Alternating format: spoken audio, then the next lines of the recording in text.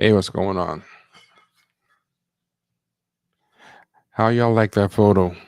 That picture, man. That's some serious Votep art.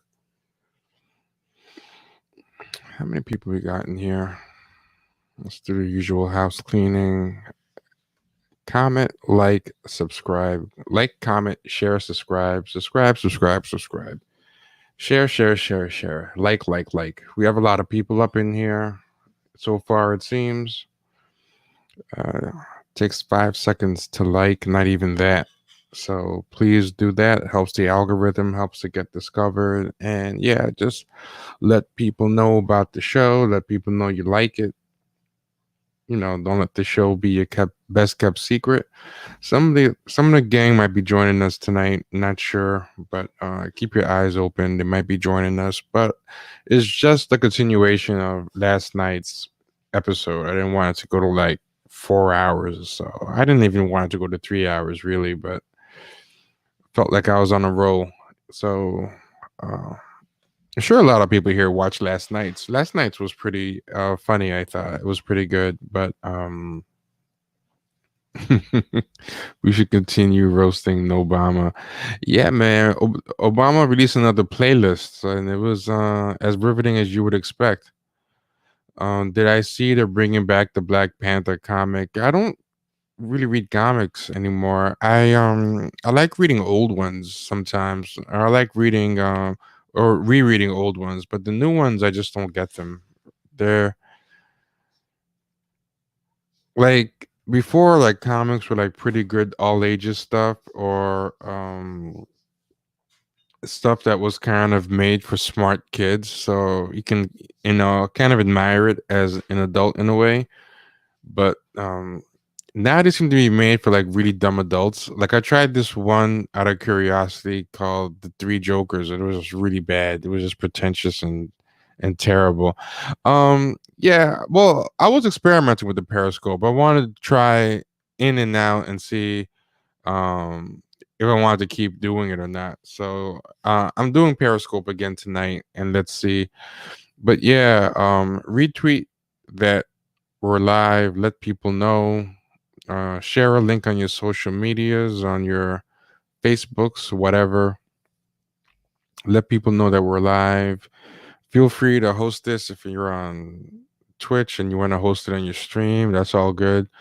Who's up in here tonight? Hey Sly, how's it going? I Sound Info, how you feeling? Kamaria got in on the ground floor tonight. Glad to see you. BL, GW, yo, what's up? B Scott, how you feeling? Yakub, how's it going? 82 Atlantic, the cleaner, 42. They banning me. Why they banning you, man? How you feeling? NCF of Door. Uh, yeah, Mario Lewis, what's up? How you feeling? Yeah, man. So we were talking about how the jobs fair, people are feeling pressure, but I also want to talk about the whole crying grateful Negro parade that's happening too. That is really really bad. It's gonna be a lot of that we're gonna talk about today. Just people crying up a storm. I don't know what uh like black people acting like the Emancipation Proclamation has been signed. It's just really weird. I don't understand where it's coming from. Like if they hated Trump that badly, which I get hating Trump, and Trump is like racist and all, but they're acting like he was making life that much worse for um black Americans. And we were already the bottom cast before. It was like, I mean, I don't get it. It was a little disproportionate, a lot of the showing out, but you're gonna get to see it in action. Um,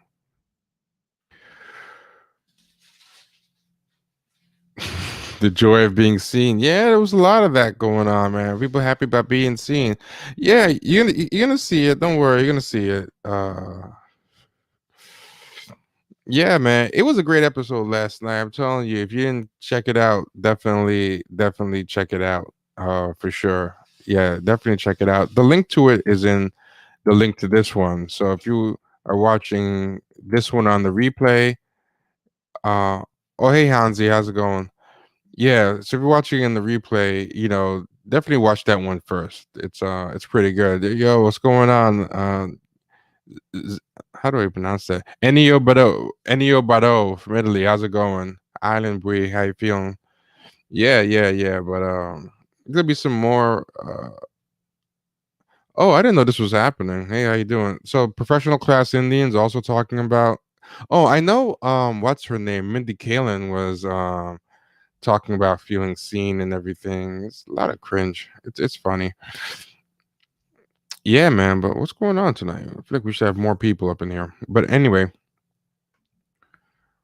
let's hit the ground running. One of the last things we talked about last night was this thing. Patrice Cullors was, going in, begging for the jobs, and I had put this thing up from 2015. She wrote, "The unchecked white liberal who positions our pain as this political power and believes he's changing the world. Don't let them take our shit." That's she was letting them fly in 2015. She had the Draco just letting them off. But this is what she put November 7th. Movement one. Congrats, Joe Biden and Kamala Harris. Looking forward to working with you to support the future of Black lives. Now, I put that last night, but I didn't share this response last night. This response was amazing. And you know what? It probably looks really small. Let me see. Let me see about something. I might need to find a way to enlarge it to make it legible. So I want to show a response to that tweet, and it's someone said "T in the gang." Yeah, it should be a group, T in the gang. Uh, I want y'all to check this out. So somebody responded with this. They said, "Wow, I'm glad you have so much hope for working with I'm glad you have so much hope for working with the man who adamantly says he will increase police funding and a woman who made a career of locking up black and brown bodies. I hope you get that spot at the table, sister. Eat up. The food's not that filling." And then her only response was, "Read the room, bruh. Please read the room." That was all she said. I was shocked at that. She just her only response to that was, "Please read the room," and it's like maybe you should read the room. That's pretty crazy that she said that. I mean, that combined with the whole thing. Oh, take care, man. Uh, that's an Ennio Beto. He's in Italy, so it's late for him. Thanks for popping in to say hello. Yeah, yeah. So I thought that was pretty crazy. That and also they changed the avatar of the Black Lives Matter Twitter account to "We Won." So I mean, they've given up all pretense that they're not all in. They're not bought and whatever. But one of the things that I saw after that was interesting, right? Is yeah, I don't know why they like saying bruh so much, the blue checks, but they always like doing performative ebonics and performative blackness. So I think they've decided bruh is their authenticity signifier. Washington Post had this article that I thought was pretty interesting. Um, Harris allies wonder anxiously, will she have any real clout? And in that one, it says, when Kamala D. Harris stepped on stage for the first time as vice president, she spoke emotionally of black women who are often, too often, overlooked, but so often prove that they are the backbone of our democracy. But while black activists remain excited about Harris's ascent, many now worry that the administration will not deliver much beyond her historic election. It's weird that they worry about this now and not before they negotiate to give all the votes to them. But a fear sharpened by Democrats' disappointing performance in congressional races, which has dramatically limited Biden's maneuvering room.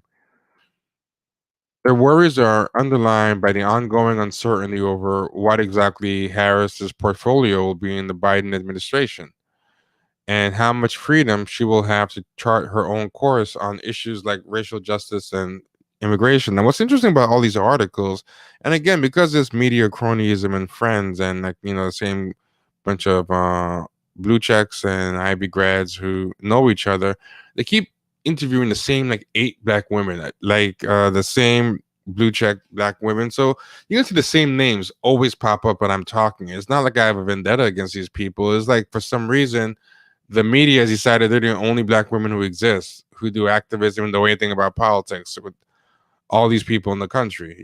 So the same people keep popping up, people with no actual constituency or grassroots. I really want her to be a transformative leader. I don't want her to be transactional, said Latasha Brown, co-founder of Black Voters Matter. We've been bringing her up over and over. She's always somehow pops up. And that's how like a lot of these people are, these influencers are total plants because they're always popping up, but you never like heard of them like 2-3 years ago, and suddenly they're inescapable. But you're supposed to believe that they're this transformational grassroots activist,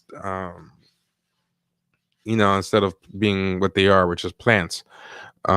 What I'm hoping is she becomes the lightning rod. Now, this is a lot of useless platitudes. Like, why don't you want her to be transactional? Like, that's just become a cool thing that they say now. They especially started saying it after Ice Cube because they're trying to discredit him. So if you remember the old clips, Alicia Garza was saying, like, politics is not transactional. And just kept saying it. Like, they just say things that just become slogans because they sound kind of cool. And you just think if they say it enough, it'll make it true. So, for example, like one of the popular things they like to say is this quote by Audre Lorde: "The master's tools can never dismantle the master's house." And they just say it, and it just sounds cool, but it's just an excuse. It's just something to conveniently say when it's convenient to not take action, and it sounds deep. So if you see someone doing something like you see an Ice Cube and you want to undercut him because you want your camp to get more clout and get more access, you'll tell an Ice Cube, "Oh, the master's tool cannot dismantle the master's house." And the implication is, oh, he wants a spot at the table or patriarchy or whatever, and he's using their tools. They were using that a lot when they were describing, Killmonger. But what does that mean? When describing the character of Killmonger, of why he was bad, or like, oh, he was using the master's tools. You can't. But it's like, you guys want to work in government. You guys believe in the system. You guys are voting in democracies. You guys are all about buying into the system and reforming it. You guys are going to colleges and getting degrees and getting credentials that the same white people have. It doesn't make sense. And it's just something that you just say to sound kind of fake deep or fake woke and give a fake woke veneer to your inaction or climbing or angling, or create like a faux criticism of your opponents, but none of it really stands up to scrutiny if you think about it. And the transactional thing is one of those things. Like, this is the same crowd that I had that video I played yesterday where they were saying, "Hey, if you don't elect our people, no, if you don't elect a black vice president, we're going to keep black women from voting for you." Which you and I know they can't really do that, and the Biden camp do that too. They don't have sway over black women like that. Regular black women don't give a damn what they think, but whether they could have pulled off a control of turning out black voters or making black voters stay home, the point is they were being transactional. She was in that video, right? She's like, "I don't want them to be transactional. Politics not transactional." They only say that when they want an excuse for not delivering anything. What they're trying to say is we don't want to hold her to real standards. Like, for example, when an Obama or a Kamala Harris is in power, they like to say, oh, we don't want politics to be transactional. When they do want something out of the person, like getting jobs for themselves or their friends or whatever, then they'll act transactional as hell. They only don't want it transactional when it's going to help the people on the ground. That's what politics and transactional means. It's like it's not transactional for the people on the ground, but for getting myself a job or for getting someone a job who might get me a job or for doing whatever, then they're transactional, you know. And exactly, transformative means it's code for symbolic. Transformative is it's a vague because symbolic now you can't use anymore. If you say like we want symbolic victory, like a lot of people aren't old enough to remember this, but symbolic used to not be a dirty word. Like you used to be able to say, oh, this is good for symbolic reasons and we should get it. And a lot of politics and pundits used to say that, like, but people are kind of tired of that now. People, it's become out of vogue to accept being symbolic. Like black people feel like they've gotten enough symbolism, so now symbolism is a dirty word. But yeah, believe it or not, it used to actually be something that people would laud. Like, it's better than what we had before, and it's going to lead to better things. Like, enjoy the symbolism for now, but now you can't say that. So transformative is the new symbolism. And yeah, transactional for me but not for thee. Yeah, but yeah, these people just say mantras and dogmas that don't really stand up to any scrutiny. So um the same old people are gonna pop up in this article. Brown conceded that will be a challenge amid emerging signs President elect Joe Biden's longtime advisors will hold an array of influential positions in his administration. Now, remember what I was saying yesterday about they can't penetrate these people because Joe Biden is old school, you know? Yeah, Joe Biden is old school. He's not trying to put these people in there. He's not trying to have Tumblerinas go in there and talk about decolonial this and time for abolition, but abolition of what?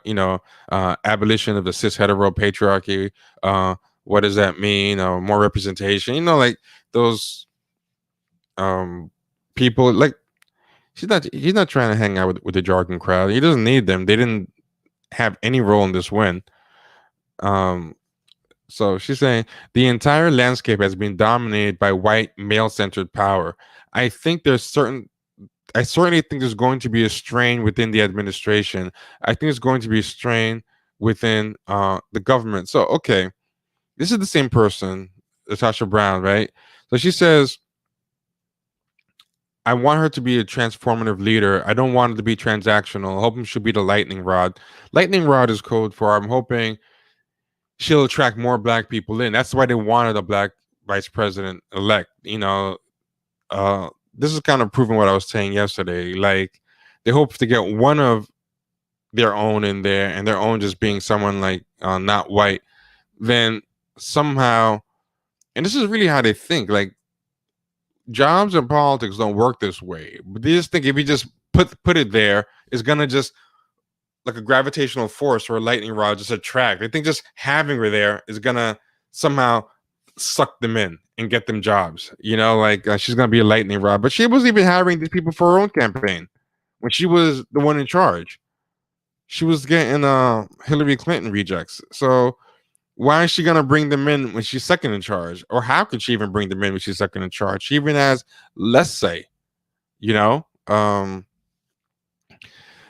Yeah, they were honestly better off trying to get Elizabeth Warren in as vice president than her, even though Elizabeth Warren's a white woman. Because Elizabeth Warren is like the political version of that boomer that falls for Nigerian prince email scams. Like, when you see people, you get like a Nigerian prince email scam, and you're like, who's a dumb person that falls for this crap? And then you see a story like Sylvia Weatherford from Shelburne in the UK lost her whole life savings to a Nigerian prince scam. You're like, oh my god, these people actually exist. That's how I felt when I saw Elizabeth Warren stocking up her cabinet. Like when I saw these people trying to grift, I was like, no one's dumb enough to hire these people. Like no one. It ain't sure enough. Like Elizabeth Warren, they all popped up in her campaign. All of a sudden, all these people had that toothpaste green Aquafresh background.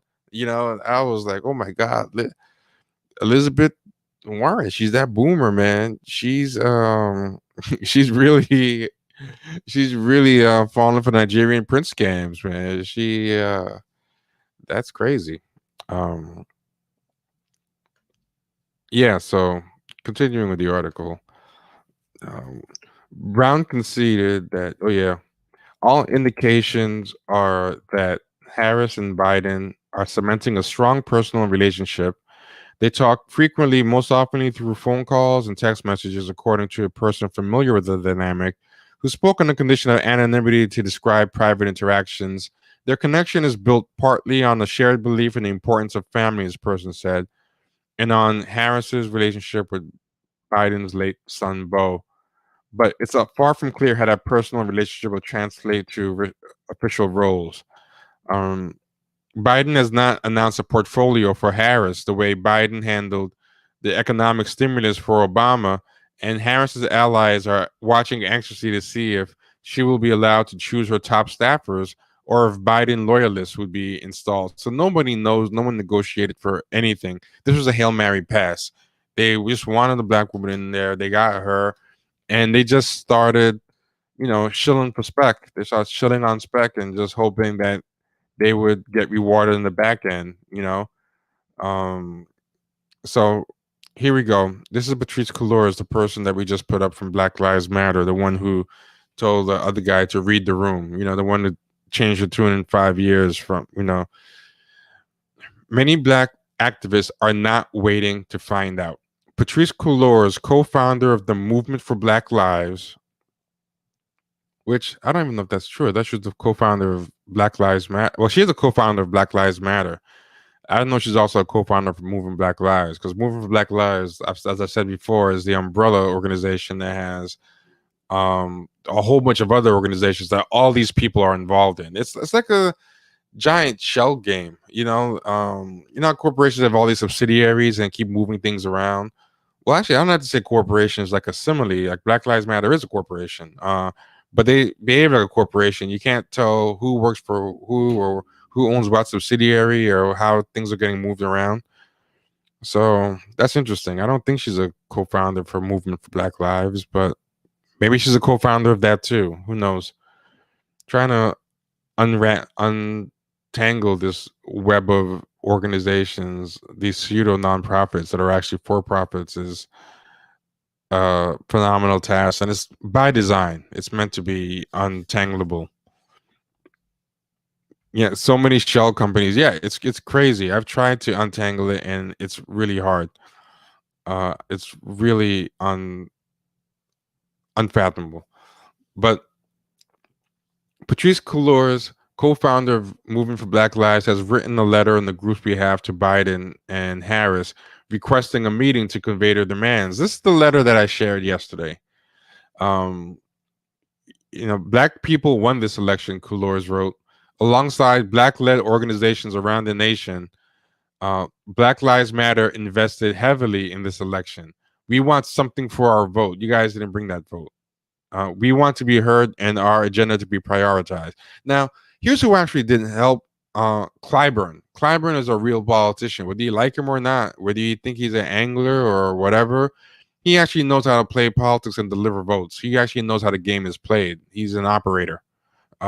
And he's the one that had more to do with, while they were all like Yas Queening with Elizabeth Warren and making Elizabeth Warren do cringe speeches about "I see you, I hear you." Clyburn was being transactional, the thing that they claim that they're not.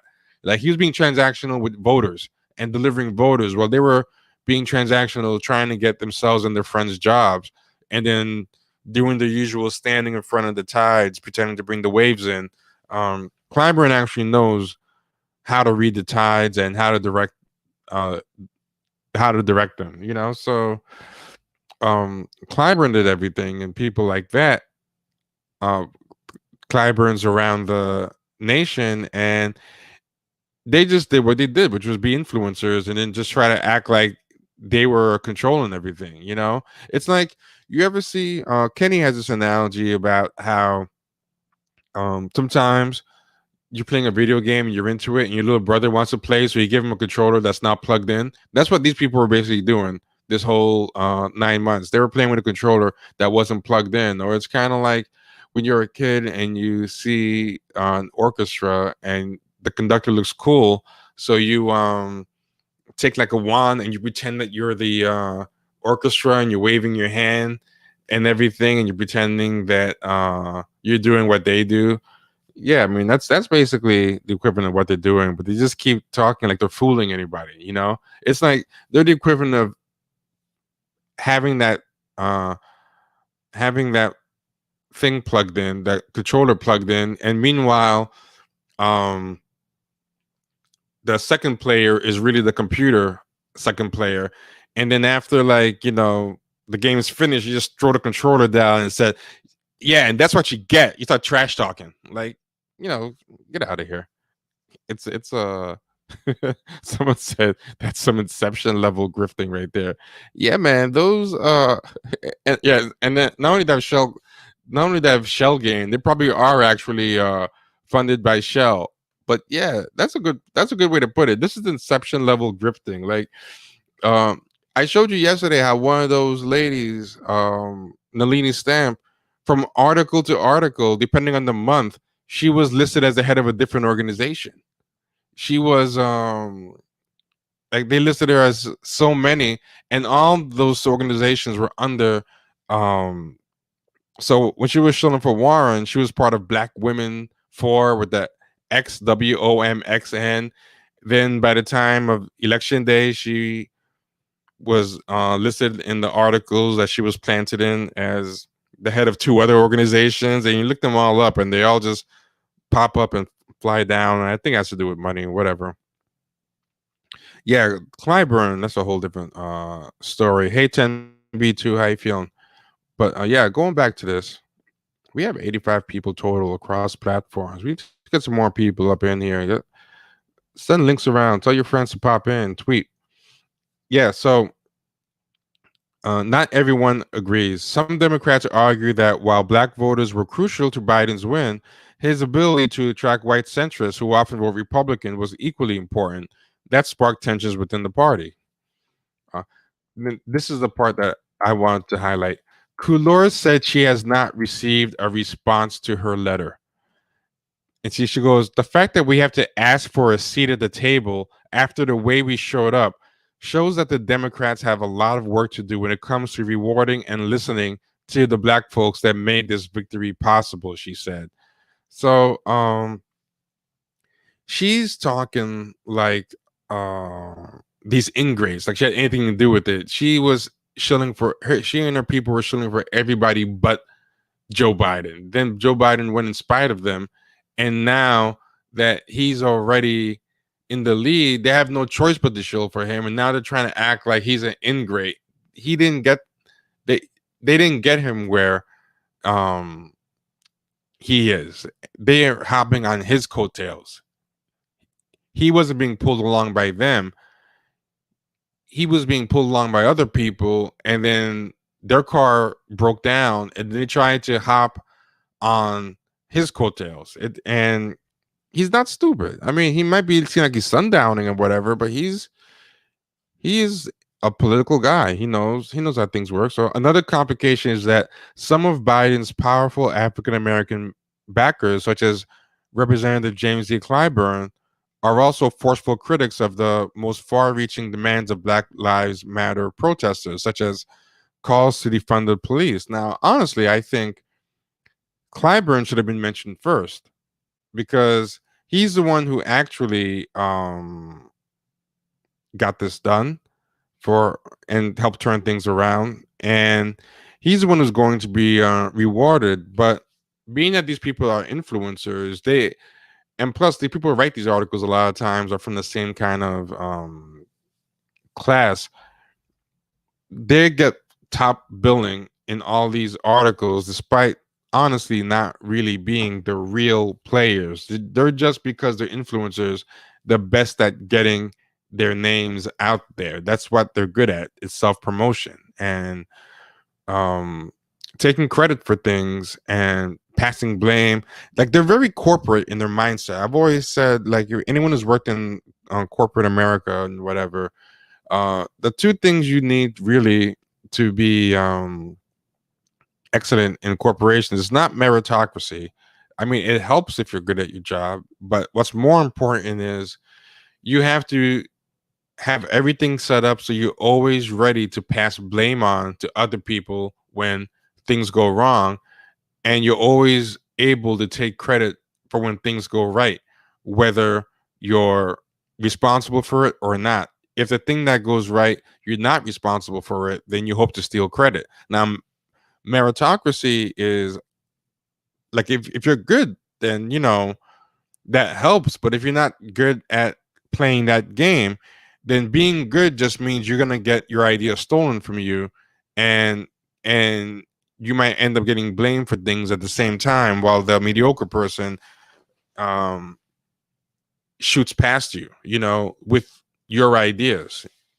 And when they get to the next place, they'll just do it again. So these people have very corporate mindset, but that's kind of the problem, is that that's why they think things aren't transactional. They think what they do think is that it's corporate. They think they can just play that corporate game, and that's the problem. Politics is transactional. Politics is more than just brown nosing. You have to be able to transact and trade things. Yeah. Yeah.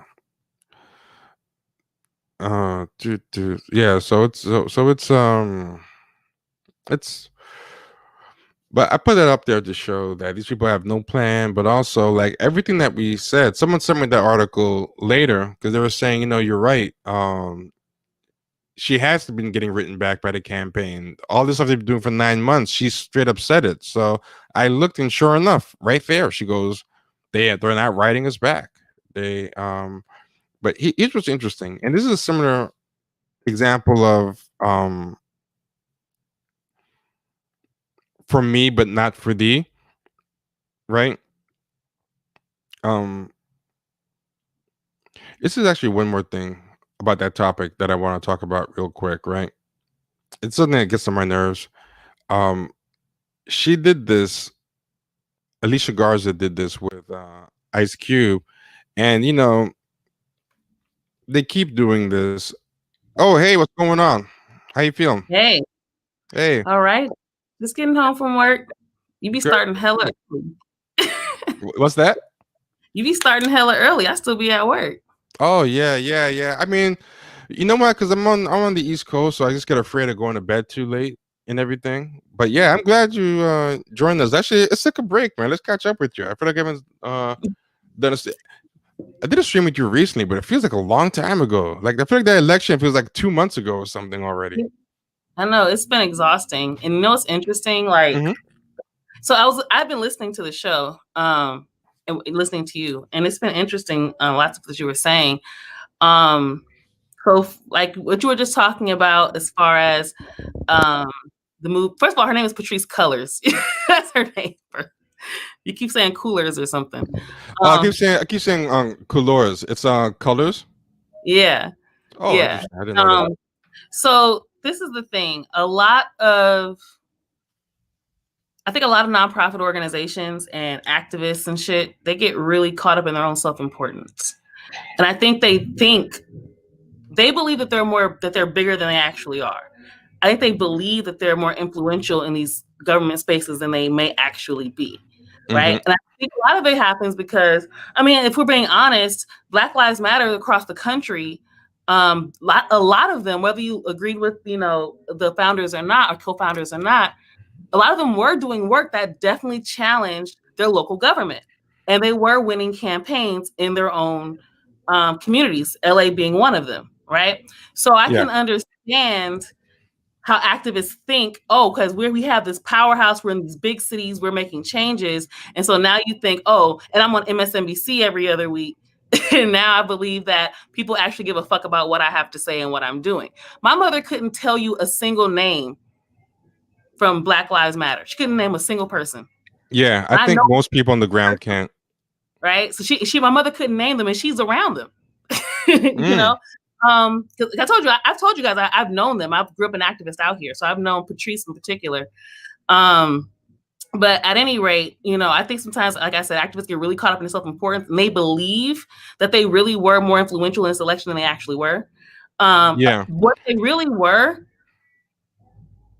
same thing that the Democrats did with Hillary Clinton, and when they paraded all those mothers, those Black mothers and daughters and sisters of Biden did that again this convention, by the way. Yeah, that's like their thing, right? So what they don't realize is that's who they are. They're basically just being held up.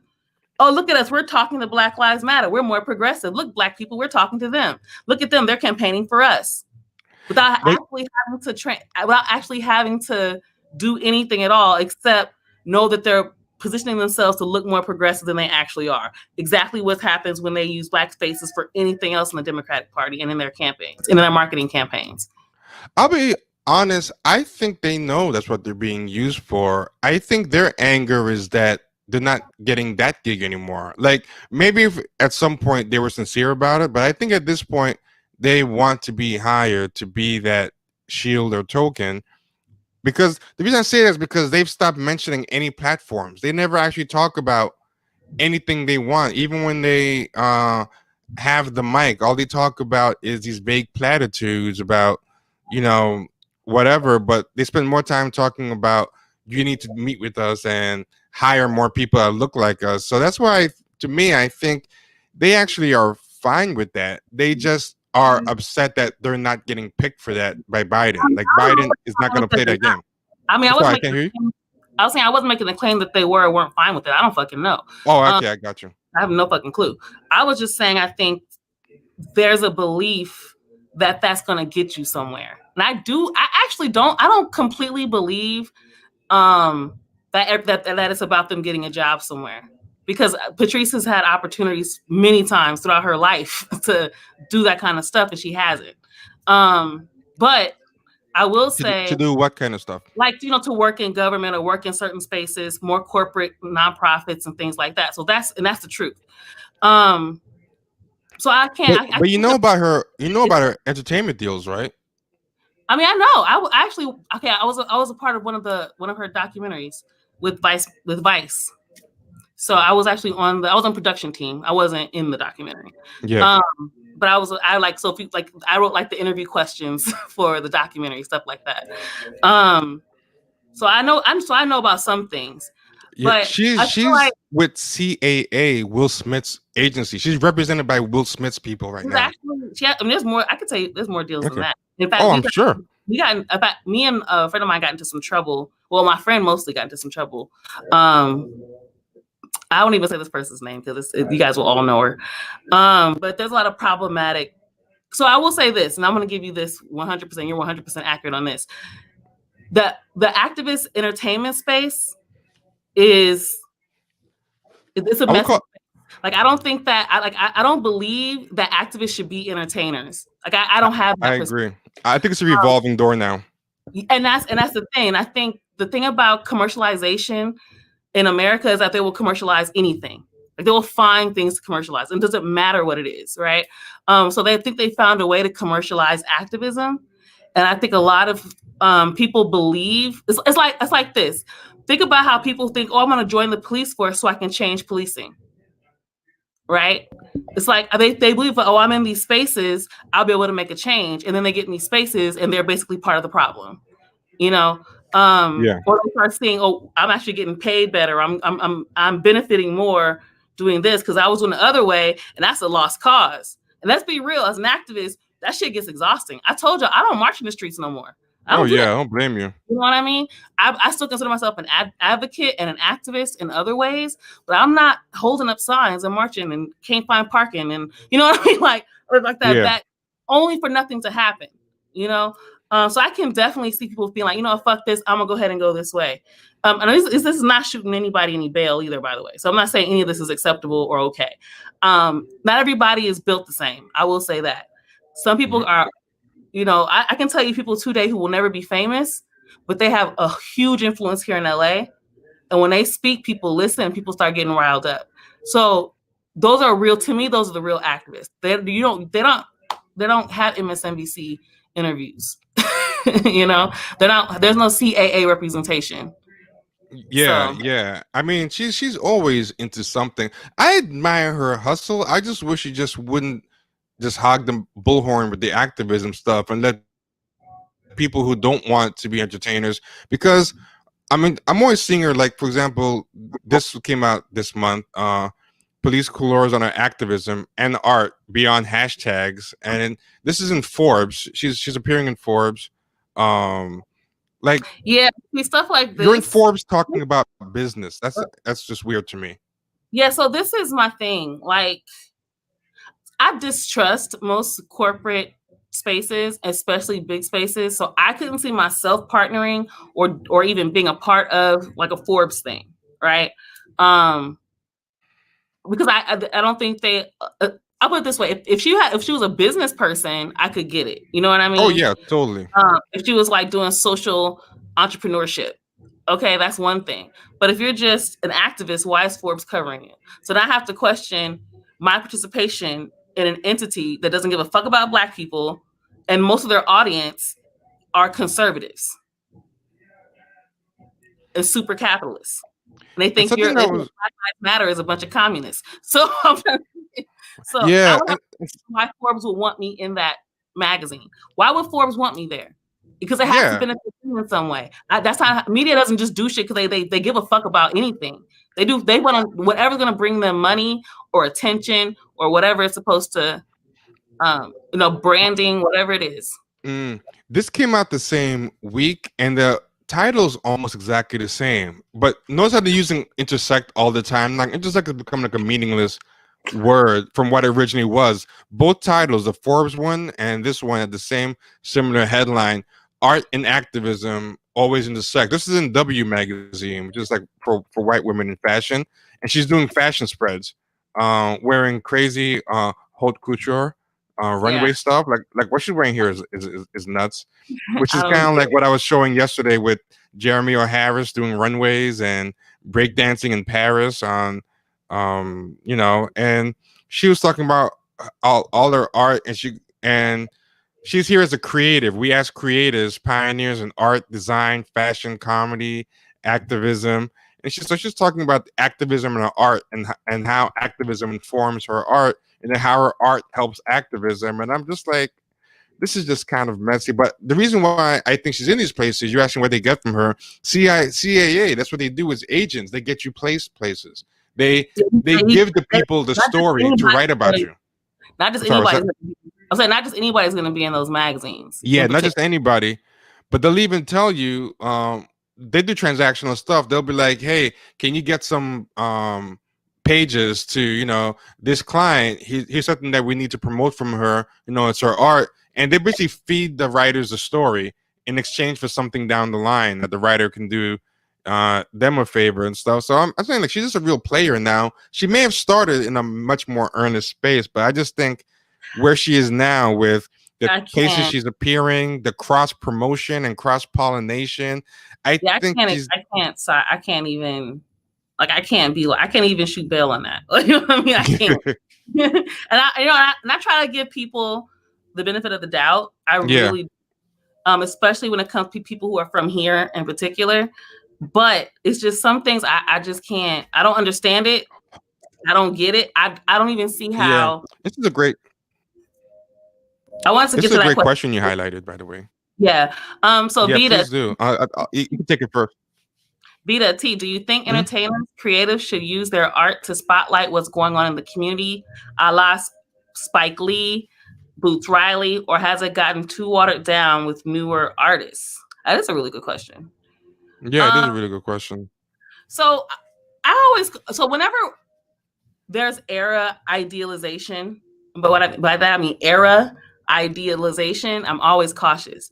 So anything where it's like, oh, it's this new thing now, and this is different, and because a lot of times, not saying it's not different, but before I like to jump to that, I like to actually look at what these spaces look like throughout, media, right? So Spike Lee is someone who's been around for a very long time. One of the early, people who was doing like really strong Black media that got really popular. So I do think that as long as artists are able to stay independent, they have a lot more freedom, and I believe that is what keeps them more in an activist space. But I do think that it's important to highlight what's going on in the community. I do think that's a real thing, but I don't think the messaging has to be to white people. And I think that's the problem. One of the things that I loved about early Spike Lee is that it wasn't for white people at all.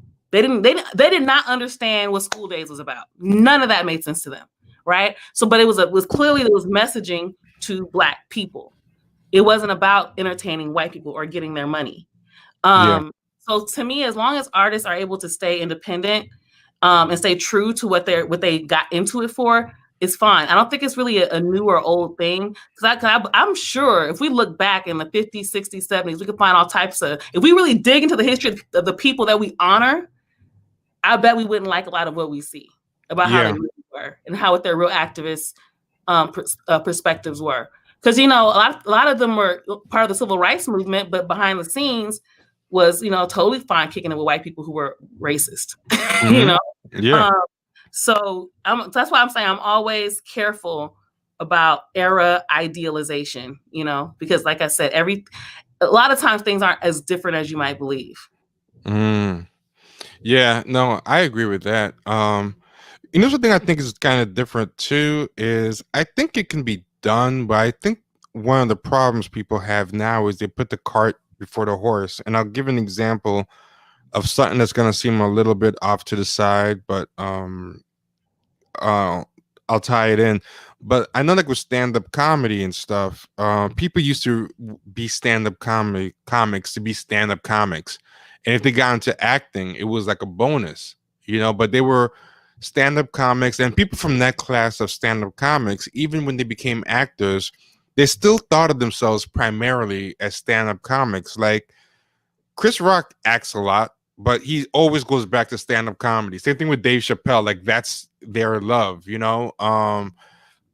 like that crowd, they got pulled into movies. They would do movie or TV shows. Seinfeld did one show. After that show was over, people thought he was just going to keep going from show to show, but he wanted to keep going back to stand-up. He wasn't interested. Mm-hmm. But every now and then, he had somebody who went to acting and just never looked back, like Eddie Murphy or Bill Cosby or different people. But my friends who are stand-up comics, one thing they told me that was interesting, they said that comedy hit a bad point because there was a golden era where it was very cool to hire stand-ups to give TV shows. After like Seinfeld and Cosby Show and all this stuff, all these networks were just like headhunting for who's a comic we can give a show to. So if you remember, there was a stage like Drew Carey, all these people were just getting shows. Like that wasn't the case always, because I feel like I watch a lot of old TV shows, and pretty much all the people who were starring in shows were comedians at some point. Well, no, that's what I mean. Like they were hiring comedians to be in shows. But you said that, and then later they stopped doing it. No, I'm saying it hit a fever pitch where so many of them were becoming hits. They were just flooding. I'm talking about there was a period like in the 90s and the 2000s where there was just like a glut. You probably don't remember a lot of these shows, but there were a lot of one-season flops of like, just. I'm just thinking of all the ones just so we can kind of give examples. So you mentioned something like Drew Carey. I just thought about Tim Allen, Bob Saget. Yeah, a lot of. And Bob Saget had 2 stand-up comics, but they were giving stand-up comics a lot of shows. A stand-up comic had that role before Bob Saget did, and they fired him. And they put another one in there, but there were a lot of one-season flops of stand-up comedy shows because they were just trying to find the next Seinfeld, the next Home Improvement, and it got to a point like it happened in the Black realm too. Like if you remember, Def Comedy Jam started getting really unfunny because all the old crowd, after the first run, they all got TV shows. And even the host got Martin got a TV show. So then suddenly they had like Guy Tori and a bunch of B and C list talent, because that's how hungry people were in the white and black world for stand up comics to give shows to. Oh, like, yeah. Ellen and Roseanne. Yep. Flip Ellen and Thea. Remember that show Thea with Brandy got a start in? She was a stand up. She was a stand up comic. A lot of people you might not even know Roseanne. A lot of people wanted. And what people started complaining about stand-up comedy is there were always stand-up comics who got shows, but it was like a fraction of them got shows. 80% of stand-up comics would stay doing stand-up for the rest of their lives. Now they were actually running out of comics to give shows to. That's how big a glut it was. And what people started saying is people who wanted to act started becoming stand-up comics just to act. Like you started getting people who were just in stand-up comedy as this is a great way to get into acting. So they were really actors who that makes sense, because sometimes you could tell the comedians whose comedy was all physical, and tone. It wasn't like, I would say Kevin Hart's like that. Like he's not really a punchline guy. He's funny, mugging faces, how he behaves, how he characterizes the people in his stories, which is what an actor does. You know what I mean? So I think that's interesting. You know something interesting with Kevin Hart? A friend of mine were talking about our favorite bits or iconic bits from our favorite comedians. And with Kevin Hart, all I can remember is trademark facial expressions like that are memes now. Like when he has the mic and he goes like that. And I couldn't remember the actual joke that accompanied the face. I just could only remember certain muggings and stuff. Oh yeah, I didn't know this. Kevin Hart had a first sitcom on ABC that flopped. I didn't know. I didn't know that. Handler had a show. Oh, somebody brought up George Lopez and Mark Cooper. Margaret Cho had a show that flopped. I think he was one of my favorites, though. You said who? Martin. Oh, Sherry Shepherd had a show. I forgot about that. Yeah, but Jamie Foxx. Hanging Mr. Cooper. They were getting stand-up comics like crazy. And then so a lot of people were complaining, like people would start doing comedy for a year and start looking for a show. Like it was getting like that. People would be doing comedy for a year or two and be itching to go out the door to act. And a lot of other stand-ups were starting to hate people like that. They were like, we hate these, because I call them tourists. Like they just come in to pass through to go somewhere else. I know that's what I just thought of. You know what I just thought of? It's not even just acting. A lot of, I know this for a fact, comedy writers. So a lot of times they start off in stand-up, but they really want to write comedic films, or they really want, or TV shows. You know, they don't really want to be in stand-up. Yeah. We had a guest that was like that once. He was saying like he wasn't really a stand-up guy. He wanted to be a comedy writer. He was improv and comedy writer, but he learned to do stand-up just to break in. Yeah. So it's I think that's happening with a lot of fields. I think activism is in danger of becoming that. People are seeing activism is a way that maybe I can get famous and get clout. And I think people are kind of looking, and I'm not saying that these Black Lives Matter people went into it with that. I'm not saying that happened, but I think the new people coming in are gonna start seeing that, because I see a lot of new people popping up out of nowhere that seem like plants. Oh, absolutely. Absolutely. And I think you're low key making the point that I was making. Like, going into it might have been one thing, but once you get caught up in this Hollywood shit and commercialization and corporate shit and in your activism, it changes everything. I think that people go into it like I'm gonna go change the police force, or I'm gonna go change local government, and then they get in there and they realize they don't have any power. Yeah, and I'm not low-key making your point. I'm agreeing with it. Like that's why I brought it up. I'm giving like another example. I totally agree with your point, and you're absolutely right. I was not offering a counterpoint. That was Vita's point for sure. No, I didn't assume you were. I was I was trying to back up like that we were in agreement. I think that's happening with a lot of fields now, that a lot of people think any field that there's like 5 lanes. You know when you're in traffic and you try and figure out which lane's gonna move the fastest, so you keep switching lanes, but then that lane slows down. And another, I think that's how people are. Like right now, the activism lane is speeding up, so I'm gonna get out of this TV lane. It's going a little slow now, and then you go like for 2 or 3 minutes on that lane, and suddenly that slows down, and you're looking for the next lane that's gonna pick up. I think that's how the activism, freelance writing, stand-up comedy, all this, because a lot of these activists do stand-up comedy too. I don't know if you've noticed that. It's very weird. They're doing all types, like, I didn't know that. the cross-pollination is really weird. Well, like activists being artists in some way doesn't surprise me, because most of them are, or most artists that they're all into, like, but there's like painters and dancers, interpretive dancers, or guerrilla artists. Yeah, but I think the problem that they're having now is, unlike the guy who used to do comedy for a couple of years, then act, they're now like the guy who did comedy just to do something else. So they're looking for the first chance to get out. And I think that's the problem, is that to answer that original person's question, I don't think doing multiple hustles is bad, but you have to have some kind of commitment to some hustle before you go to the next one. And I feel like these people barely get their foot in the door with one hustle, and they're already thinking about the next one to do. That's the part that so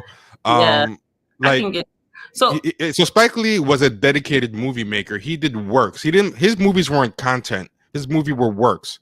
And he had 3 or 4 solid movies with a beginning, middle, and end that were well thought out. And then he would have social messages in them. But what these people do, they don't do works, they do content. Like, their movies are interchangeable from tweets, are interchangeable from, they even feel like tweets. They're just like resumes. They're just showcases to get them hired for something else. Yeah, I agree with that.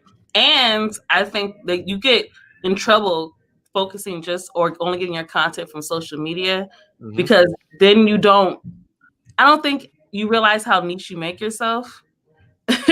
Also, those conversations on social media aren't real. Like look at all the conversations about what relationships, right? 200 dates, and a man got to do this for me. If I got to pay rent, we splitting bills. It's, I'm a roommate, not a relation. All that kind of shit, right? Yeah. People say all that shit on the internet, but let's look at real life. How many Black women are having to pay half the bills in their house, right? Yep. How long have we had to do that? Probably since slavery ended, right? Yeah. So whenever I see these conversations online, and we act like these are real things that people in real life are actually conversations we're actually having in real life, that's when I'm like, okay, clearly you're not living real life. You're in Hollywood and on Twitter, like, and that tells me a lot. Like, me personally, I trust art or content that's authentic and comes from life. You know what I mean? Like, you've actually been through some shit. Like, think about it like this. You can tell the music artist that actually went through some shit, and a music artist that's just singing a song that somebody wrote for him. I don't even like the word content. I feel like even content is like a dirty word, because content just means like you're just filling up space. Like, I gotta produce something. Like I think like content is like the problem. Like Kendrick Lamar, his albums are like works. You know what I mean? Like, a mixtape is like content. Like, I gotta put something on the street to keep my name hot. That's to me like that's content. Yeah. I can rock with those definitions, and I can use your terminology. I fuck with it. We need like a campaign charts glossary. Yeah, a lot of people have said that. Yeah, we definitely need one. Oh, people have already said it. Hey. Oh yeah. That's okay. So I wanted to read this comment from Bo Banwell. Man, I'm in Minneapolis. The BLM girls didn't want to work with NAACP because of patriarchy. They're totally in it to be famous. Now, I'm not going to say that they're not in it to be famous, but I will say this. I don't think the evidence you presented is evidence of that. Yeah. I wouldn't want to fuck because NAACP has its own problems. Right. I wouldn't want to fuck with them either, personally. I think they're a pretty problematic organization. In my, that's just how I feel. What is this? Prop 22 subcracking. Yeah, I don't know how that came up. That conversation came up, but absolutely, that's true. But yeah. Oh, I see people in the chat already told them NAACP was founded by white people. Yeah, and one thing I'll say about BLM, a lot of the local organizations are true believers, and really are. Absolutely. Yeah, so I want to say I don't think it's like a rot that has gone all the way to the ground. Some are such true believers that they even broke ties with BLM. Like BLM Cincinnati even changed their name because they were so um turned off by how the people on the national level were acting. But there's a lot of people who stayed with the name BLM and want to use the name to do good things. So I want to make that clear. Like my problems with the national level or what they may have become um, doesn't make me think that every single local organization is automatically. If you live someplace and you got a local BLM that's doing good stuff and not buying into the hype, give them a Yeah. shot. Yeah. Something else you said right now I wanted to touch on. What did you just say? I hate when I do that. I lose my train of Oh, thought. is it before the thought about not all BLM chapters are Yeah, bad? Okay. it was that particular point. So I'm glad you highlighted that because I was gonna say that earlier. I forgot. A lot of times we have to remember when we're saying the term BLM, everybody's using that term, right? I mean, you have big companies that are using it now. Yep. So it's important that you differentiate who's actually doing something and is about progress, and they just happen to be falling under that name for whatever reason. Or they just use, or maybe it's because they know that's how they're going to get their grant money or how they're going to get your attention. Yeah. It's true because it is an attention grabbing name. People Yeah, will just assume you. Yeah. it's really hard being a grassroots activist organization. That is a very, very difficult thing. Let me tell you, number one, there is no money in it. So it's not like you're getting paid a whole lot. Even if you have an organization that's really popular, might be getting big grants, you still don't get paid a whole lot. Because it's still not much in comparison to what like a big company's gonna have, right? But they have a lot of expenses. So it's not easy being a grassroots organization. So I understand a lot of times they do get caught up in not what I call, but what people have called the nonprofit industrial complex. And a lot of times I think that's where people also get caught up in bullshit because now you're trying to please funders, but you don't understand the funders are the same people that are causing the problems that you're fighting against, right? I see this with my own eyes locally in LA. But I also wanted to answer this question. So somebody said, Vita, how do you feel about Eric Garcetti potentially getting a job in Biden's cabinet? I didn't know it was going to happen, and I honestly don't care. I don't give a fuck about him. I'll be forgetting he's the mayor. Honestly, I don't even really. I get so frustrated with shit if it doesn't have to do with my exact specific local neighborhood. Basically, if it doesn't have to do with South Central and maybe South Central Inglewood, I don't really pay attention because there's so much bullshit and you get so inundated with everything. Because everything is big cities, there's always something happening. Everybody's getting gentrified. The homeless people are getting pushed further south, right? And so now isn't enough housing, but yet people are building luxury housing in low income areas. So that kind of shit I'm paying attention to is here, but it's happening. It's so much. There's so much shit. I don't even be up on that shit. But fuck Biden. I don't give a fuck about his cabinet. And I've gotten into some trouble, and I'm still getting in trouble. I'm actually losing some friends. Oh no, what happened? So the thing is, in you have to be really careful about things you say in nonprofit spaces because they are very concerned about their funding. So if you're aligned with me and I'm saying fuck Joe Biden and you're trying to get resources from that administration, because there will be resources coming down. That happens whenever there's a candidate change in any way. There'll be federal money coming down to, pretend like they're doing some shit for the black folks. So like in healthcare, we had Obamacare, and under Obamacare we had what they call FQHCs. So that ended up changing the game in health access in South Central, which meant that there's a bid for all this money now. So same thing's going to happen with this administration. Something's just going to go down. Everybody's going to be looking for this money. Where is it going? I want to get funded. I want to be a part of it. And if you have somebody like me and you're associated with somebody like me who's saying fuck Joe Biden, it's not a good look. Everybody knows everybody and pays attention to everything in this world, in this space. So yeah, I've been it's been interesting. But I'm not the most. But the funniest part though is I was very blatant about the fact that I said if Joe Biden is the nominee, I will definitely not be voting for him. I said this early, so I don't know why people thought I was joking. So I'm not a flip-flopper like the rest of these motherfuckers. Like everybody else is flip-flopping. So I remember all the people who were saying, you called him out earlier. People who were anti-Joe Biden, we want to defund the police, crime bill.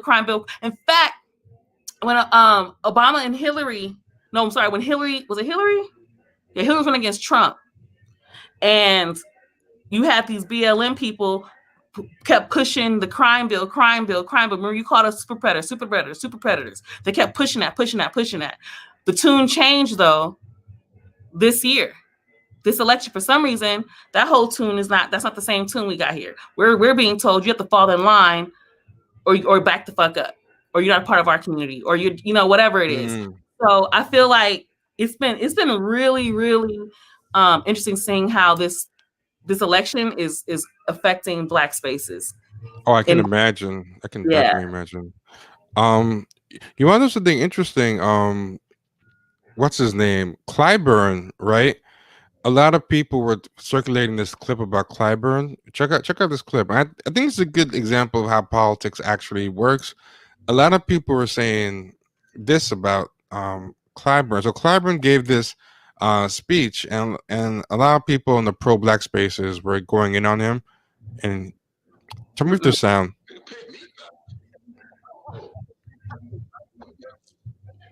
It's muffled. It sounds low. All I want is a country. Here we go. How do you want Joe Biden to pay you back? Pay me back? No. I don't want anything out of this.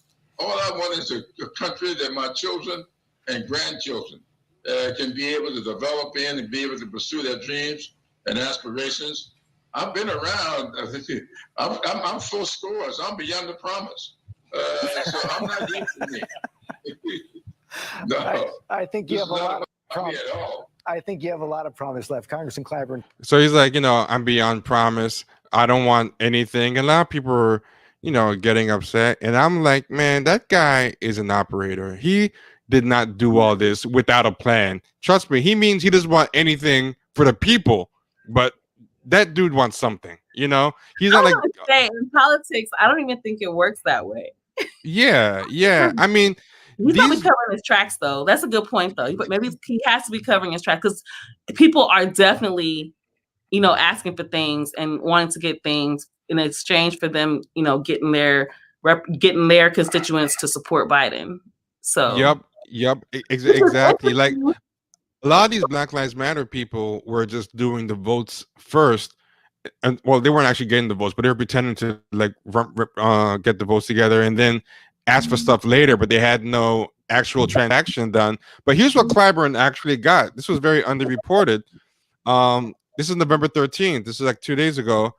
Pelosi created a new position for Clyburn, assistant leader. They created a third in command of the Senate, and she asked her colleagues Saturday to support Majority Whip Clyburn for assistant leader, a newly created third-ranking position at the leadership table. So he says, I don't want anything, but he already had the deal worked out. Like, and that's what these people don't understand. Like, they don't really. I feel like they're kind of like The Wire when Stringer Bell thought he can get into politics, and perfect.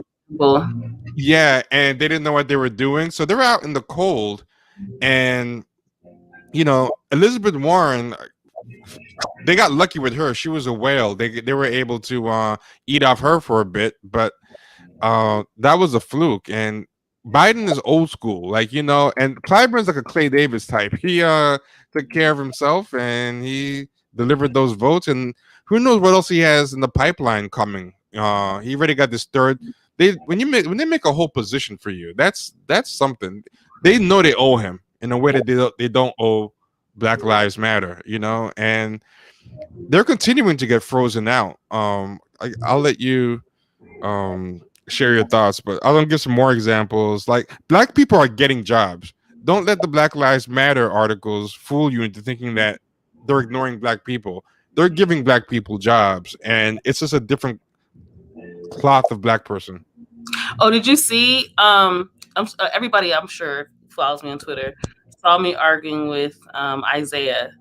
That's his name I forgot the other last name, but yeah, his name is Isaiah, and he was on my Twitter. Is it R Isaiah from the YouTube chat? Oh, same guy? Oh, no. Different Isaiah. Okay. No. The guy that people said looked like the Grinch, and he and I were going back and forth because he's like super Biden. He kept calling me a hotep. Oh yeah, that guy. Yo, that guy. He was something broke his brain in this election. I don't know. He went. How did you say he didn't insult me when he had multiple posts insulting me? And it's like I didn't insult him. I was like, what? People in the chat know who he is. They're talking about him right now. So one of the things he kept posting was like because I called Biden a white supremacist, and he said, "Would white supremacists do this? Like stock his cabinet with black people?" And started posting these articles. I didn't even look at the articles because they were stupid. Mm-hmm. Yes, the white supremacists would do this. Yes, this is exactly what they do. They try to win you over with symbolism. Like there doesn't have to be. I always say this, and I've heard other people say this too. The black people that are selected by white people are certain types of black people. They are there because they are going to execute the white agenda. They're going to execute a white supremacist agenda. But you don't realize it's a white supremacist agenda because they have a black face in front of it. So I find it really interesting that as black people, and him particularly as a black man, that a lot of black people don't understand that racism and white supremacy is not just a hood and a Nazi flag. Yep, right? Yep. We are talking about actual policies. We're talking about actual economics. We're talking about actual access to education. And even then, whose education? Because it's not making us any more superior. Their world, right? So, but for some reason, we can't. It's like so many people, we're stuck. And this is why I say, I'm a strong believer in this. We should be teaching things like sociology as early as kindergarten because we need our young people to have a better macro perspective of how things work instead of thinking that everything is a one-to-one interaction. So unless that person called you the N-word, or unless this person, spit on you and called you boy, unless you have to understand that those interactions that's not what we're talking about. We're talking about white supremacy. We're talking about your lack of access to the practical effects at the end of the day. Like, that's something I was arguing about with people with Obama and Trump. I'm like, when it comes to black people, Obama talked nicer marginally, about black people than Trump did, but at the same time, the practical effects, no more cops are getting prosecuted under him than under Trump. The wealth gap wasn't closing under him, under Trump. Like the practical effects were, the same. But I think that disconnect you're talking about, I think a lot of that comes from we do things to be liked and to be seen. And we straight up say, I feel seen when we talk about politicians instead of like, I got something. We say, I feel seen. So that I think is part of the problem. And that's why I feel seen as a black woman. Sorry, I typed it. That's wrong. I'm not saying, but that's why I think they couldn't understand like Ice Cube, because they're thinking you have to like the person or be liked by the person to transact with them. Whereas Ice Cube is like you. He thinks both of them are white supremacists. Which white supremacists can I at least get some stuff for black people from? Whereas with them, because they think it's about being liked, they think Biden actually likes them and Trump doesn't like them, and they have to convince themselves to support Biden. It works in reverse too. They think that if I am going to support someone, I have to convince myself they like me to do it. Like it goes both ways. I have to like someone to support them. Therefore, if I'm going to support someone, it works in reverse too. I have to convince myself that they like me, and they can't convince themselves that Trump likes them, but they can convince themselves Biden likes them. So that's why no matter how many clips you show them of Biden saying off the wall racist stuff, because they've already decided they're going to vote for him, they can't allow themselves to like I'd be expecting more if they're like, yeah, Biden's a racist and he doesn't like us, but I think he's going to do X, Y, and Z for us. And I was thinking we were going to get more people who said that. Yeah. Because initially, before Biden was the candidate, a lot of black people were not fucking with Biden, at least not our age, right? No. I believe older cats definitely were, but our age, we weren't really fucking with Biden. So I thought that conversation was going to transcend when we got, to after the primaries, and it didn't. It was like, nope, everybody has to be on message. Yep. And it's message. And I really had a big problem with that. I really have a big problem with that because go ahead. But the big reason why that happened is because we intertwine politics with being liked. Back when they thought he wasn't going to win, there was 3 choices above him, and they could go with Warren or Harris. They were fine admitting they didn't like him. But once he became the only Democrat, and black people, we love to vote Democrat. And this is what I hate. And this is a restatement of what you're just saying. It's like, now that he's the last choice and we have to vote for him, in their mind, that thinks that means we have to like him now. And we have to convince ourselves. That's the way of solving the cognitive dissonance. It's so hard for them to reconcile that I'm going to vote for someone and they A, don't like me, and B, I don't like them, which is how grown-ups do politics all the time. Grown-ups work with people who they don't like and who don't like them all the time. They can get tangibles. Because we don't think that way, it creates a big cognitive dissonance in us to have to vote for someone who we feel doesn't like us or we don't like. So to resolve the cognitive dissonance, we end up convincing ourselves that we like them or they like us. And I think that's what happened. When he was the last guy standing, all these voteps just forced themselves to see this loving relationship with him. And it was very disturbing to me. It's really interesting because it makes me think of like a traumatized person or a person in an abusive relationship. That's exactly really what it's like. What it sounds like. And it's like and on top of that, you're like a traumatized child. So when I work with abused children, one of the things you'll find is that they're constantly trying to please their parent. Mm-hmm. So they keep thinking, if I do these things, I'm finally going to get that love I've been wanting. If I do these things, then, my parent will notice me and care about my feelings and won't hurt me anymore. Yep. They won't keep doing things that make me feel bad. If I just keep trying to be good, if I'm a good kid, mommy wouldn't hit me anymore. If I'm a good kid, she will love me. That's what these Democrats sound like. It's these voters, you call them, sound like. Yeah, that's exactly what they're like. I want them to love me so much. I'm doing everything I can. I will get them. I got you elected. Come on. This will finally make you love me. Turn my call, please. Yeah, they're totally abused children. That's what it's really like. Sadly, that's what we are with the Democrats. And yeah, it's nuts. Yeah, I would like to see this too. What you put on the screen, I would love to see that. Well, we've been talking behind the scenes, so there's stuff that we're trying to work out now. So I want to do something in particular around Black parenting, but not even just parenting, because the thing about, if you say parenting, then you only get parents. The reality is the work that you do when I teach my parenting classes is the same shit I teach when I teach my trauma and resilience classes, people who want to understand their trauma. Same shit. Yeah.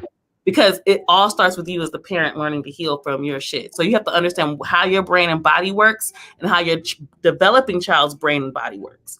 And as you begin to understand that, you'll actually find yourself just naturally having more patience for shit. Like, oh, it's a 3-year-old thinking like a 3-year-old as opposed to child is a threat to my needs. So, so that's in the works. So that's awesome. That's awesome. Real quick station break. If you're enjoying what we're talking about, always feel free to donate to the super chat and the super stickers, and also check this out, man. It's a game changer. We got Venmo or Cash App for people. Some people said they don't like the Google Pay. They don't get it. They have a problem. So yeah, by all means, feel free to Venmo or Cash App us at Champagne Sharks. That's our username at PayPal too now. But if the username doesn't work, it's actually ask PayPal. Can we give them the PayPal? But yeah, actually, let me put that up there right now. I love it when Joe calls me corn pop. Yo, I heard about that corn pop shit on Afrogen Revolt last week. I never heard. They supposedly found the corn pop. Yeah, I still don't know if that's true. I'm still not I don't believe that shit. believer. That sound like some total scandal. Like one of them TV shows, like spin this story. Let's find some black kid and a black guy who's who might have been a kid at the time, and like say he played with Biden's blonde leg hair. Which is literally what Biden said. It sounds like one of those gangsters in those 80s TV shows would have a multiracial gang. Usually only those 80s shows have like a black guy, a white guy with a mohawk, and like a Latino guy and a Native American. They're all part of a multiracial gang, like a PC gang. And the black guy will be called like T-Dog or Corn Pop. That's what it sounds like it's fake terrible. As hell. It's like I was just thinking that I lived in the hood my entire life. I've never met a Corn Pop. I met a ton of other names. I even live in Latino areas. I heard Joker and Smiley and all that shit. I have never heard of Corn Pop. Yeah, I knew Smiley. Yeah, so having names like that, Happy, Smiley. Yeah, so you can use this link or champagnesharks@gmail.com for the PayPal, or Venmo, Cash App, Champagne Sharks. So yeah, that's the station break. Back to the regular programming. When I think about like that story about Cory Booker, how he made up that character T-Bone, which like, how do you get the most generic name? No. T-Bone is like the worst. It sounds like you know what it sounds like? It literally sounds like a character in a 90s sitcom pretending to be a gang member, right? That's what it sounds like. But they did a fact check and they said they found the Corn Pop. Washington Post said it, but I never mentioned it because I'm like, I still don't believe it. I think some reporters are lying on his behalf. They did some kind of. I still don't want to believe unless they produce a body. They find the guy and produce him. I don't believe it for a second. Sorry, and I definitely don't trust those media outlets that are totally biased towards Democrats. Yeah, that's how I feel. That they're in this camp. But you know what's funny? It's like when I hear stories like this, it makes me think. I was just working on my resume the past week, and I was just thinking about how you start creating stories. so they can laughing at this one. So they can get the picture that you're qualified for this position, right? So that's what they sound like. T is a Corn Pop birther. Yeah, I don't believe in the Corn Pop proof. Like the same way they didn't believe Obama's birth certificate. They have articles fact checking. I'm like, nope, don't believe it. I'm sorry, you're just not gonna convince me there's somebody Corn Pop. Maybe there was a guy named Corn Pop, but I don't believe that story. I'll say that. I don't believe the story he told. He might have went along with it, for protection or whatever he got out of it. I'll be watching House of Cards. I know how that shit go down. Man, it's hot. I don't know why I'm hot. I'm just looking at what you guys are talking about in here. I feel like Gabriella hasn't been here in a while. I was at Gabriella's comments. Gabriella. I didn't even see that was Gabriella's comment that you put up. Venus been asking about you, Gabriella. She asked about you all the time. I have, because when I don't see you, I'm like, yo, where's Gabriella? I need some feminine energy in here. All this toxic masculinity taking up. Yeah, exactly. It's funny. A lot of times people in the chat be girls, and I don't know it. Like it's like I expect them to have like pink emojis or something, or like a Hello Kitty. I don't know. Like a lot of times I'd be assuming people be girls, and then they end up not being women. I think people are women. Wow. Good job checking your exactly. Misogynoir. Exactly. This is a crazy ass word. People just apply that shit to anything. Like I did say this on Twitter.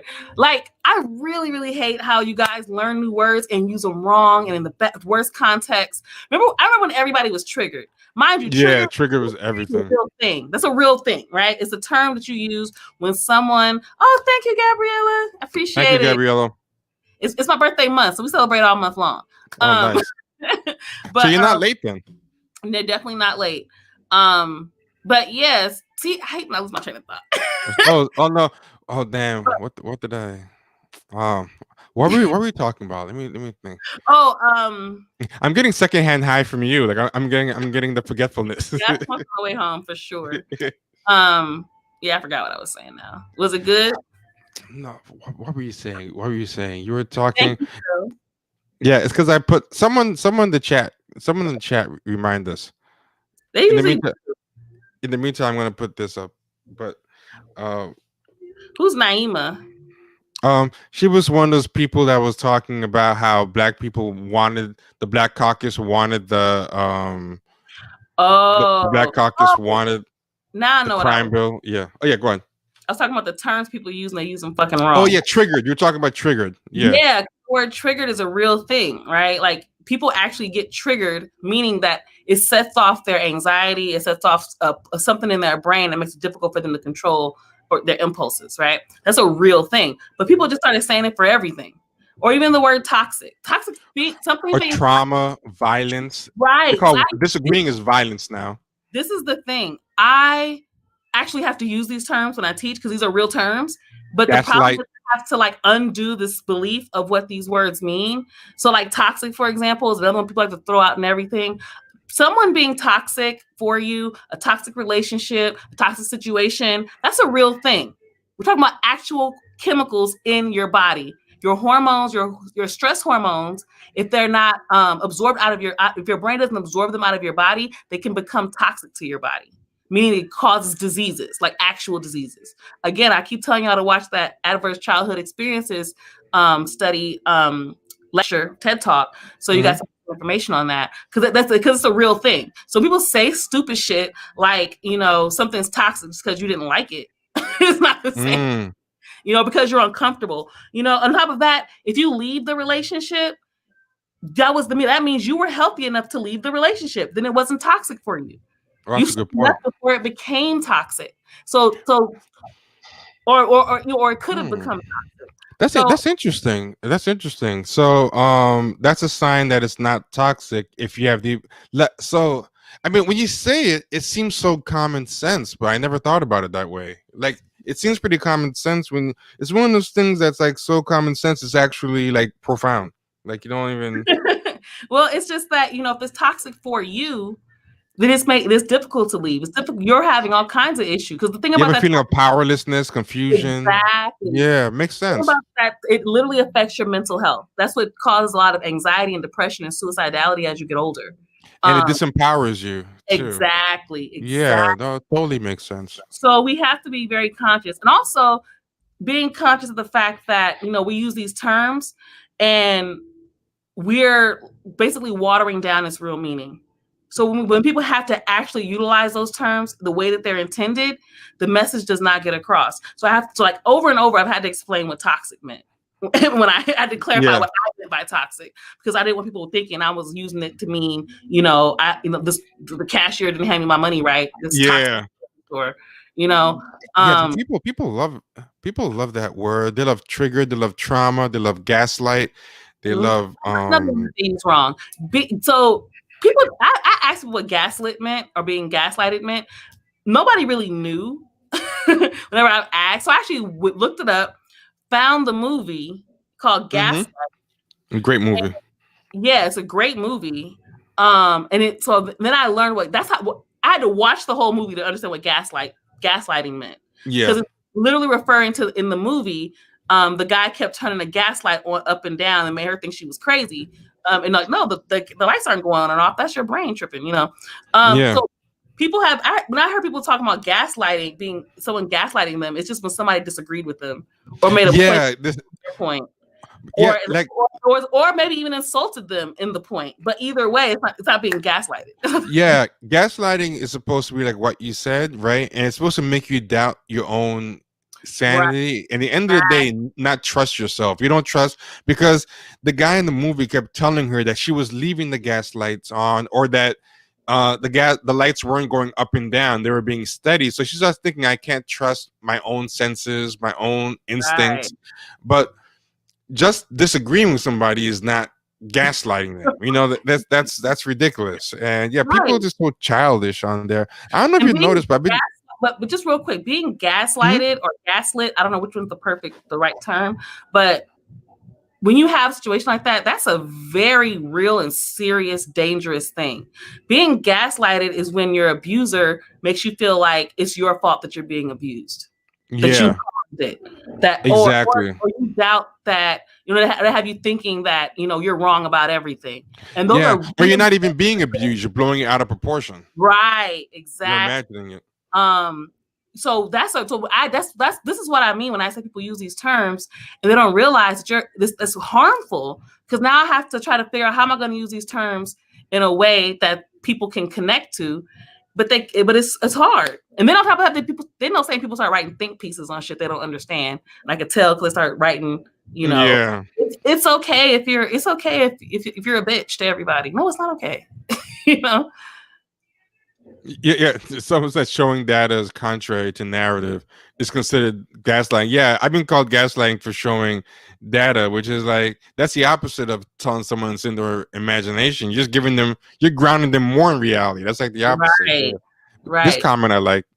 They're being used. They're watered down intentionally so that people can use them to get over. Yeah, I totally agree. Because if you just say, "Hey, you're disagreeing with me," that's wrong. They know it's gonna look stupid. But if they say, "Hey, you're gaslighting me," suddenly it looks more sympathetic. It's because it sounds like you're being abused, because that's gaslighting is. It's usually an abusive situation.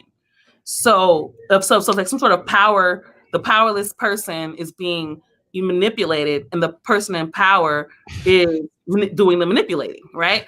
So I'm sorry. So T's V-neck is gaslighting me. Yeah, this is one of those V-necks that has turned to like a U-neck. Like I just kept washing it. Like quarantine, it just made me just not give an F. So I just been like letting this be washing. Yeah, so this is not even a V-neck anymore. It's like a U-neck at this point. It's gonna be a scoop top soon if I don't toss it. Look at him thotting it up. Yeah, I know. Look at that. Oh, thank you, Dr. Ganja, for a donation. Oh yeah, much appreciated. Thank you for your logical content in this day and age. Thank you. Shout out to you for telling us that. I appreciate that. Anxiety is misapplied. That's another one. And anxiety is a real thing, right? So I've been very open that I suffer from PTSD, and which comes with anxiety, depression, hallucination, all types of other shit, right? It's really frustrating sometimes when I'm talking to people about my anxiety and they don't understand. They think it means you're just nervous, right? Or like they don't understand. So, for example, writing my resume, my cover letter was giving me crazy anxiety, right? It made it hard for me to do anything. I kept procrastinating on it because it was like painful to think about. Anxiety is a real physical response. Like anybody who's dealt with anxiety know it's fucking physically painful. Your heart won't stop beating, your stomach all fucked up. You can't feel your feet sometimes, whatever your physical response is. Yeah, people say, oh, they're dealing with anxiety, so people don't address whatever it is they did. Right. So it's like a way of trying to shield themselves. Like, oh, you can't hold me accountable. You can't call me out. You can't do none of that shit because I have anxiety. Oh, I got into, it's even crazier. I got into a real life argument with someone like that. And what was interesting is you could tell this person is kind of groomed online because how they were arguing, but they're doing it in real life, which was even crazier. So what this person was doing, right? I had said something and they misunderstood or took it wrong what I said. So they're like, oh my God, you're canceled. I can't believe you said that. Right. And then I was trying to explain. She's like, no. I don't want to hear it. This is just triggering my anxiety and I don't want to talk about, and I would really rather you not talk about. So she just kept cutting me off and wouldn't let me explain what I said. But then what she was doing was this. She's like, yeah, I can't take this. It's sparking my anxiety, makes me think of my childhood because blah blah blah blah blah blah blah. And it made me feel like blah blah blah blah blah blah. It made me feel like blah blah blah blah blah blah. It just like vomited all this stuff at me. And then so she was accusing me of all this stuff, right? Now this is what I actually had said, right? We were at a table, there was a bunch of us, and we're all black. And there was one white girl at the table. And all the black people were talking about like their pain and the different things about being black and white privilege and stuff. And she was sitting there quiet and like nodding. She was dating one of the people at the table. The guy came with her. And as I started feeling kind of like weird and uncomfortable that because I feel like a lot of times when black people talk about stuff and white privilege, because we always want white people to listen. And there's always this kind of thing where, and to me, I'm like, white people are the ones who know about racism. They're the ones whose family, when they go home to Thanksgiving, their family's a bunch of Trump supporters. They're the ones who know what white people say behind closed doors. So I'm like, we should be listening to her, is what I'm thinking, right? I'm like, she should be talking to us about racism, and does she know any racists? Like, she should be informing, she should be telling us how racism works. Why are we talking to her right, or like around her?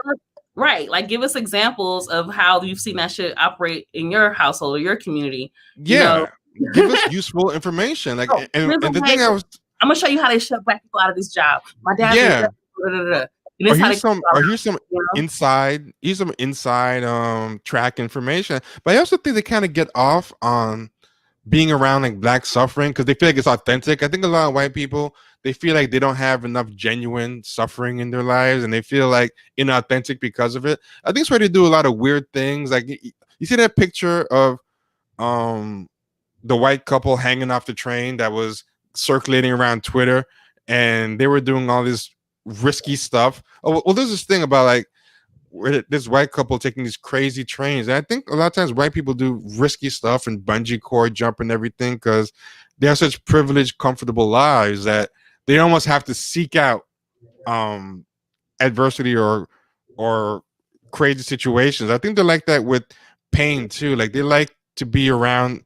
We're like suffering experts to them, or we're they get inspired, or by, oh man, I can't believe you.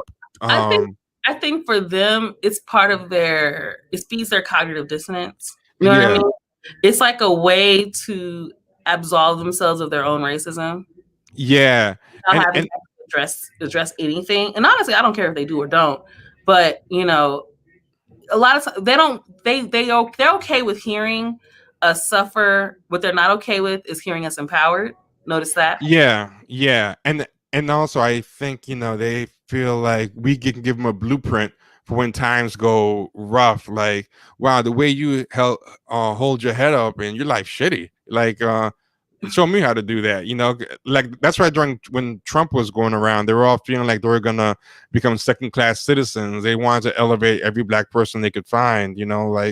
But she was just there and she was just quiet. And then I brought that up. I was like, what do you think about this? We're talking about racism. You haven't said like a damn thing. You're just sitting here and you're white. Like, why are we talking? And I was like, and then I said, I think white people listen more than black people do. I feel like what I didn't realize is because of the way these people think and the idea that they thought I was paying her a compliment. They thought when I was saying that she listens more because they think that's the most highest thing to do is to listen and let someone be seen. I wasn't thinking of who I was talking to. So when I said I was criticizing her, I was saying I feel like I was trying to say, like, I think you're being a spy. I think you're just sitting here and soaking everything up, and you're being let off the hook because but when you're around black people, you can't be using those, that PC way of trying to say the shit. You gotta just say the shit. Oh, I think the spy. Why the fuck you here if you ain't gonna say shit? That's what I would have said. Well, the guy was dating the girl, so I didn't want to. But I didn't think I was being PC. My problem wasn't I was being PC. My problem was I thought they would think like me. I wasn't thinking like they would think, because to me, if I heard, I feel like get what you were saying because they understood your perspective. But I didn't understand their perspective. To them, listening is a compliment. To me, like, if we're around people and someone said, yo, why aren't you ain't saying nothing? Why are you just sitting there just listening? Like, me and my boys would get like, yeah, that's a good point. Why aren't you saying something? Right. But these people were like very bougie. They I see what you're saying. Okay. Yeah. So it's like my friends would have got it, like, like, why don't you chime in? Why don't you say something? It's like if you're gonna go on a caper together and you're planning something and somebody is just saying nothing. So that's what she got upset about. So I was trying to explain, right, what I meant, but she was like, no, because, and she used to give me all stuff because it made me feel like when my father, my parents, and how I never felt like I was listened to and I was invalidated. You say all this stuff, and then that's like the most typical thing a white woman could say in those spaces. No, it wasn't her. It was one of the people of color at the table. Okay, I don't white women. The white woman didn't say anything because they took the heat off of her because they were the black people were so convinced that they were being insulted that this is black person I'm arguing with. That's worse. Yeah. So it's like instead of what I was trying to do, which is indict the white girl, it ended up becoming me defending myself from the black people because they all thought I was saying, "Oh, white people are so much better than black people because they listen so well." They're thinking with like that type of liberal logic that because that's what allies always say. Like, I hear you, I listen.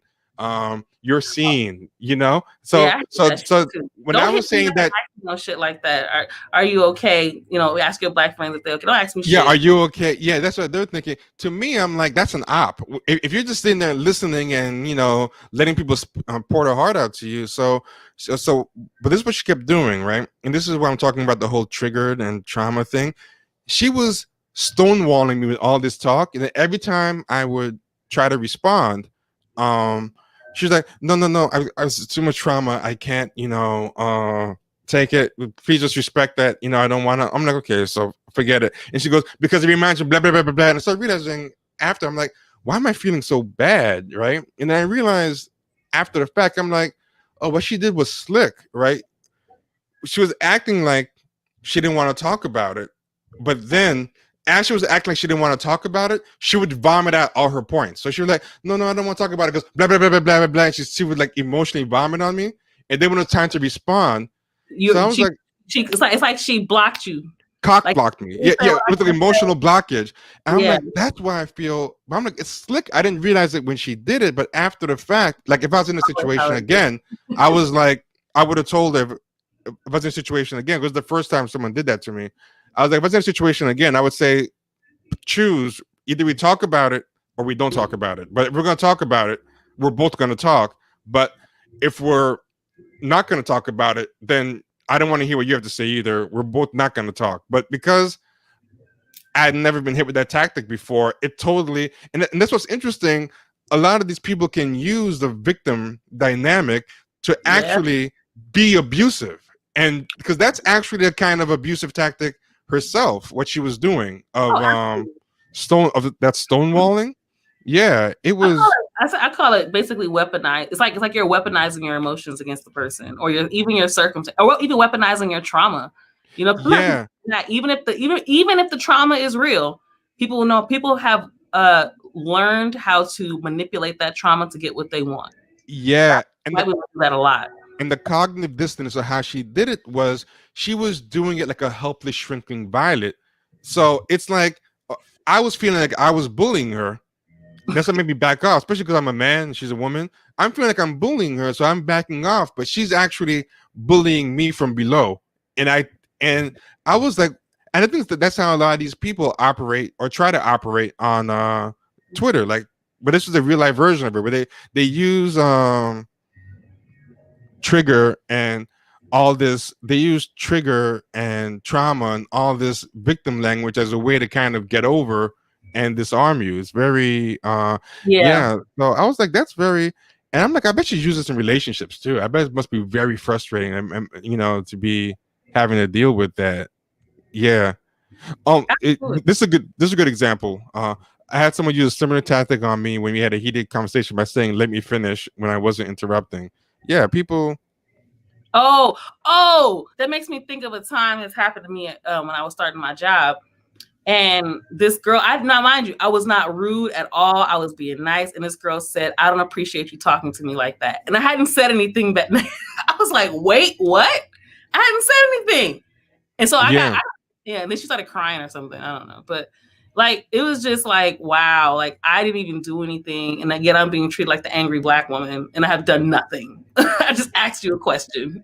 Yeah, and you're saying being decent is a losing tactic in a debate, but it wasn't even like I was being decent so much as I thought we were really stopping, and it didn't even occur to me because the way she worked in a backhanded way, her point, like it almost didn't register until after she finished speaking it. Because when I was done, so I realizing, wait a minute, she never really did stop debating the whole time. She actually was venting her point the whole time as she's saying, it's kind of like somebody punching you and saying, "Stop hitting me." You know, it's like it's your mind like freaks. It's like someone saying, "Stop hitting my fist with your face," you know, and you're like, "Wait, what's going on?" Yeah, so she kept saying like, "I don't want to talk about it," blah, blah, blah, blah, blah. So that's why I don't want to talk about it. That's the reason I don't want to talk about it, because it traumatized me, and everything he did was X, Y, and Z, which was just like my dad, which is why I don't want to talk about it. So she kept saying the whole time, "I don't want to talk about it," while working in her points, and then I was just like, "Okay, so you won't talk about it." Were you in the shower when you realized it,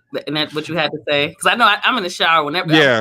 Like when I'm in the shower, it's like, oh, I play that whole scenario. I'm like, man, if I could go back, I would do it this way. I would have said this. Not even that. It was like immediately after, like, you know, like after he left, I was like, wait a minute, she never really did stop talking, did she? Did she? And then I realized, like, I played it back because you know what? I was like really upset. I'm like, why do I feel so worked up over this? And I realized it's because she vomited.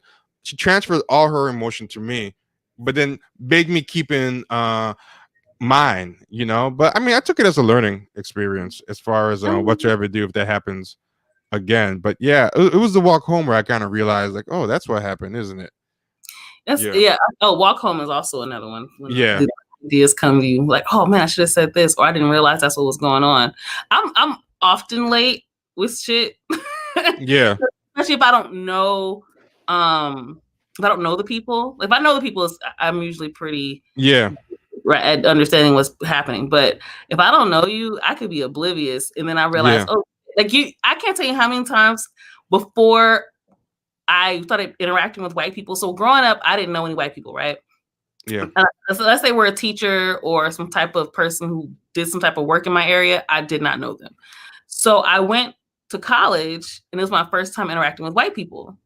And so I can't tell you how many instances racist things happened, and I didn't even know because I couldn't fathom it happening, or I didn't realize it until like later. I have things I think about now. I'm like, yo, shit, I think that was racist. Like I didn't even. Yeah.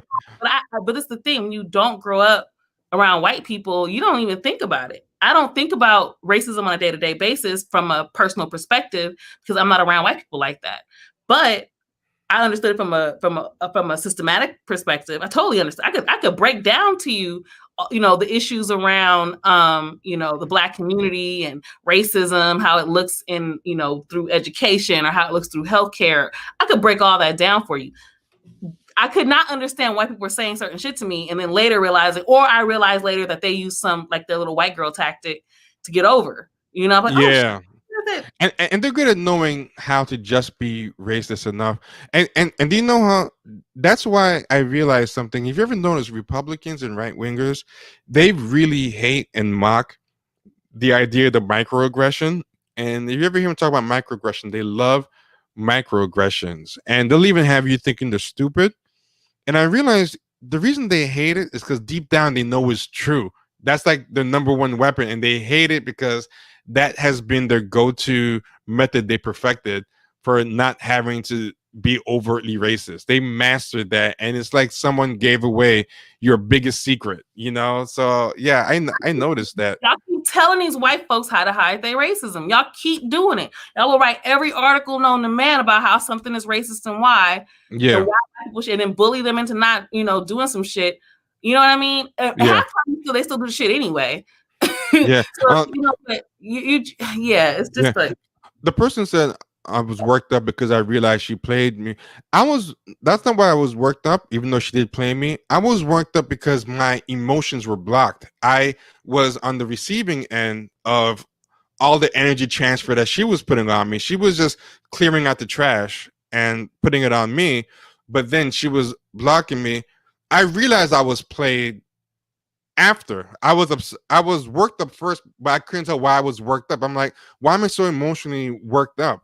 And then afterward, so I actually got less worked up after I realized that I was played, because then at that point I'm like, okay, that's where all this weird emotion is coming from, and I can release it, you know. But it was more not knowing that she played me that had me more worked up, because I couldn't figure out what am I feeling and what's the source of this and why am I so upset?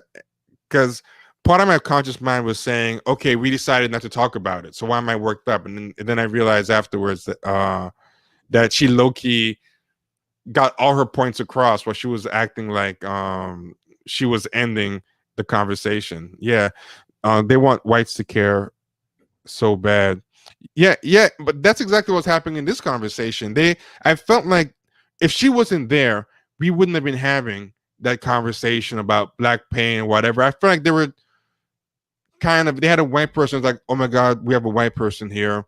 They need this to is know our chance. Our struggle. Yeah. And I'm like, I want to hear what, because also, you know what I think happens with that stuff? I think it low key, I feel like it has to be this way. Like, I'll give you an example. If I was sitting someplace and every time I went someplace and I was around white people and all they were talking about is how much they want me to treat them better and whatever, on some level, it's gotta be flattering because you gotta think, man, I'm these people's God. I'm like the center of their world. Like, all they want to talk about, like if I was going to place those girls and every time I went there, they're like, T, man, you know, just want to say, we really want you to treat us better. And, you know, I'm like, damn, everywhere I go, these chicks just want, you know, me to like them or whatever, you know, on some level, even if they were criticizing me, I would probably get a little big head that, damn, they, because I think there's a low-key supplicating vibe to it, even if it seems militant. And I feel like that kind of energy they kind of go for, like when you see things like slave play or those things where people are talking about how much interracial relationships work them up because they can't get the white people in the relationships to see their humanity. It's like, if I was a white person, I'd be thinking, man, I must be such a prize that these people go through such pain to be with me, you know, that they feel like such shit around me, you know, that they have to make whole plays about the struggles of getting me, you know. So that's why I don't really like that energy. And I think they were saying they want whites to care so bad. So because they want whites to care so bad, they think of caring as the highest virtue. So when I said that I feel like white people listen more than black people, when it should be the other way around, we should be listening to them. I think they thought they were saying, oh, her pain is more valid, we should be listening, because they think listening is the highest thing. Oh, yeah. You see what I'm saying?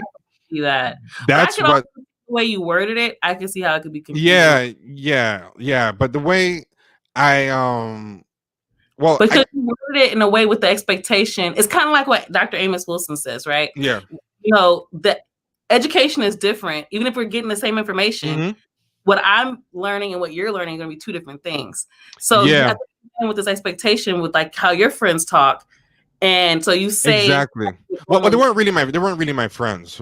No, friends, I'm talking about your people that are your friends. You talk. Oh yeah.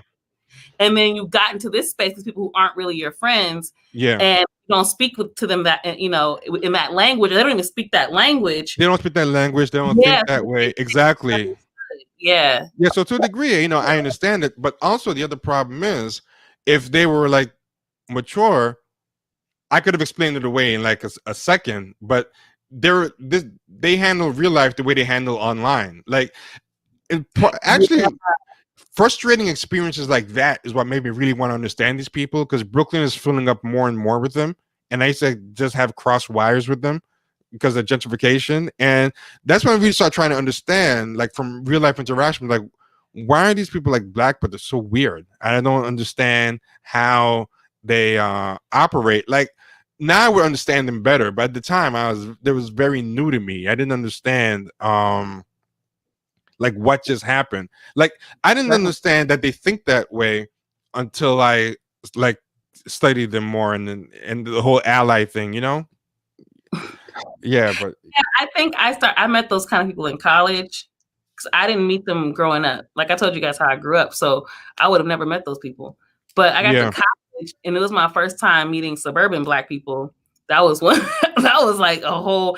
You talk about a culture shock, because I used to have a chip on my shoulder about the bougie black people in South Central, because they live in Baldwin Hills, Ladera Heights, or whatever, right? which is basically just it's a hill right above the hood. Like it's not really prestigious, right? So I talked about them, but they at least, because they went to school with us, for the most part, because we went to, we were all in like the programs in the neighborhood together. They might have been a little snotty, but they still had an urban, when I say urban, I mean city life sort of perspective, right? So they were kind of tough and shit, and they weren't whining about dumb shit. And then I got to college, and I'm meeting these black people from like some wealthy suburb that I've never heard of in Texas somewhere, and I'm just, but it's in a white community, or they're from the one white community in Oakland. And I'm just like, okay, why don't you speak this language? They have, for example, they have these perspectives very much so about pleasing white people. It's like if white people, they would be embarrassed by me. So I'll be in spaces. So I went to a school that's a lot of wealthy people. So you have wealthy black people who also go there, right? Actors and shit be going there. I went there with Lee Thompson Young from whatever that show's called. At any rate, so like you meet these people who have money, who are in these certain spaces, and then you realize that the only way they know how to operate is if they're pleasing white people, or white people they're not embarrassed by you in front of white people. So like they would, like, so example, some people embarrassed around me if we were in front of white people, because I behaved a certain way, I talked a certain way. But it's funny, even the white people themselves probably aren't even thinking that. The white people might even like you more than they like them. It's their own hang up a lot of times, people like that. They didn't even see the difference. They thought they were just, they didn't even see the difference. Exactly. They didn't care. Not just that, they probably even like you more. Which then really pisses them off. That'll even piss them off even more. Because that's what happens with a lot of these types. They will start off being embarrassed by you, and then they'll find out that the white people like you more. Then they'll get double offended. Like, why do you like? Perfect example is nails. Perfect example, right? Yeah. So black girls in the hood been getting their nails done all kinds of creative ways forever. And them bougie, and I remember growing up, them bougie black girls would be like, "Oh, that's ghetto. Only French tip," all that kind of shit, right? Yep. And now they now look at the shit. Like whenever the hood girls shit becomes popular, all of a sudden, oh, it's art. Look at our people. Look at our stuff. It's like, yep. You just the blue checks do that all the time. They will look down on stuff that people from the hood do until white people like it. Then they'll do it themselves and act like they've always been doing it. But they'll be doing it to impress the white people. And then, I hate when blue checks do.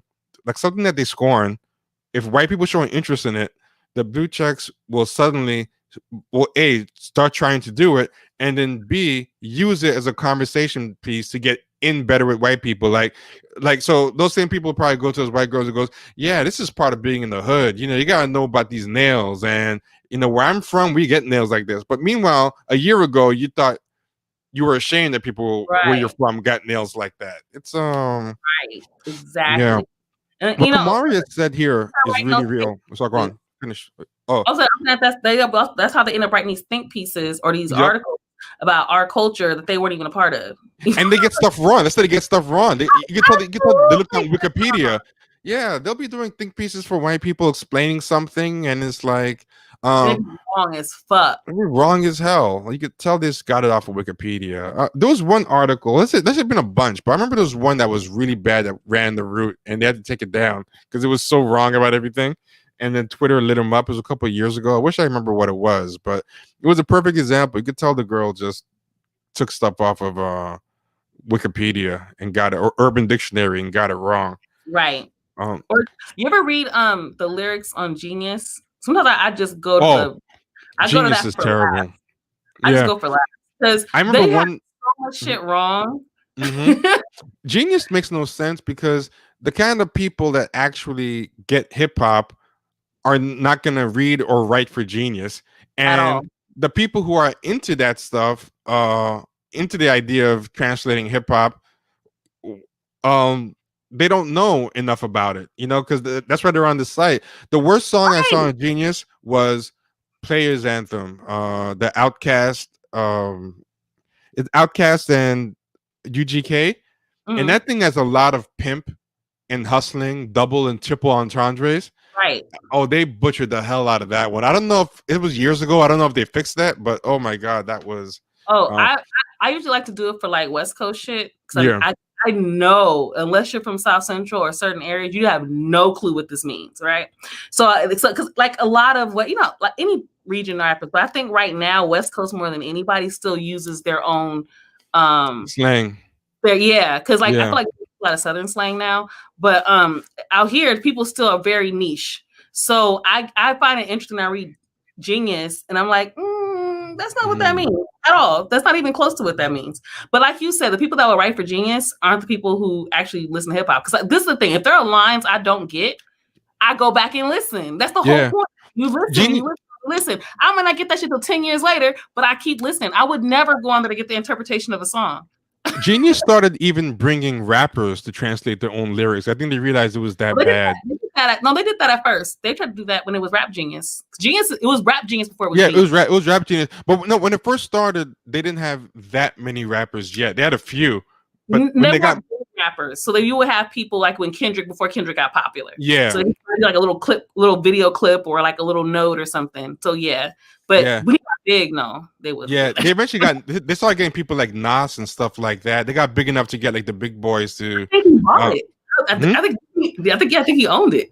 Oh really? Oh, that's interesting. Oh, it could be because he started doing a lot of investing and stuff. Yeah.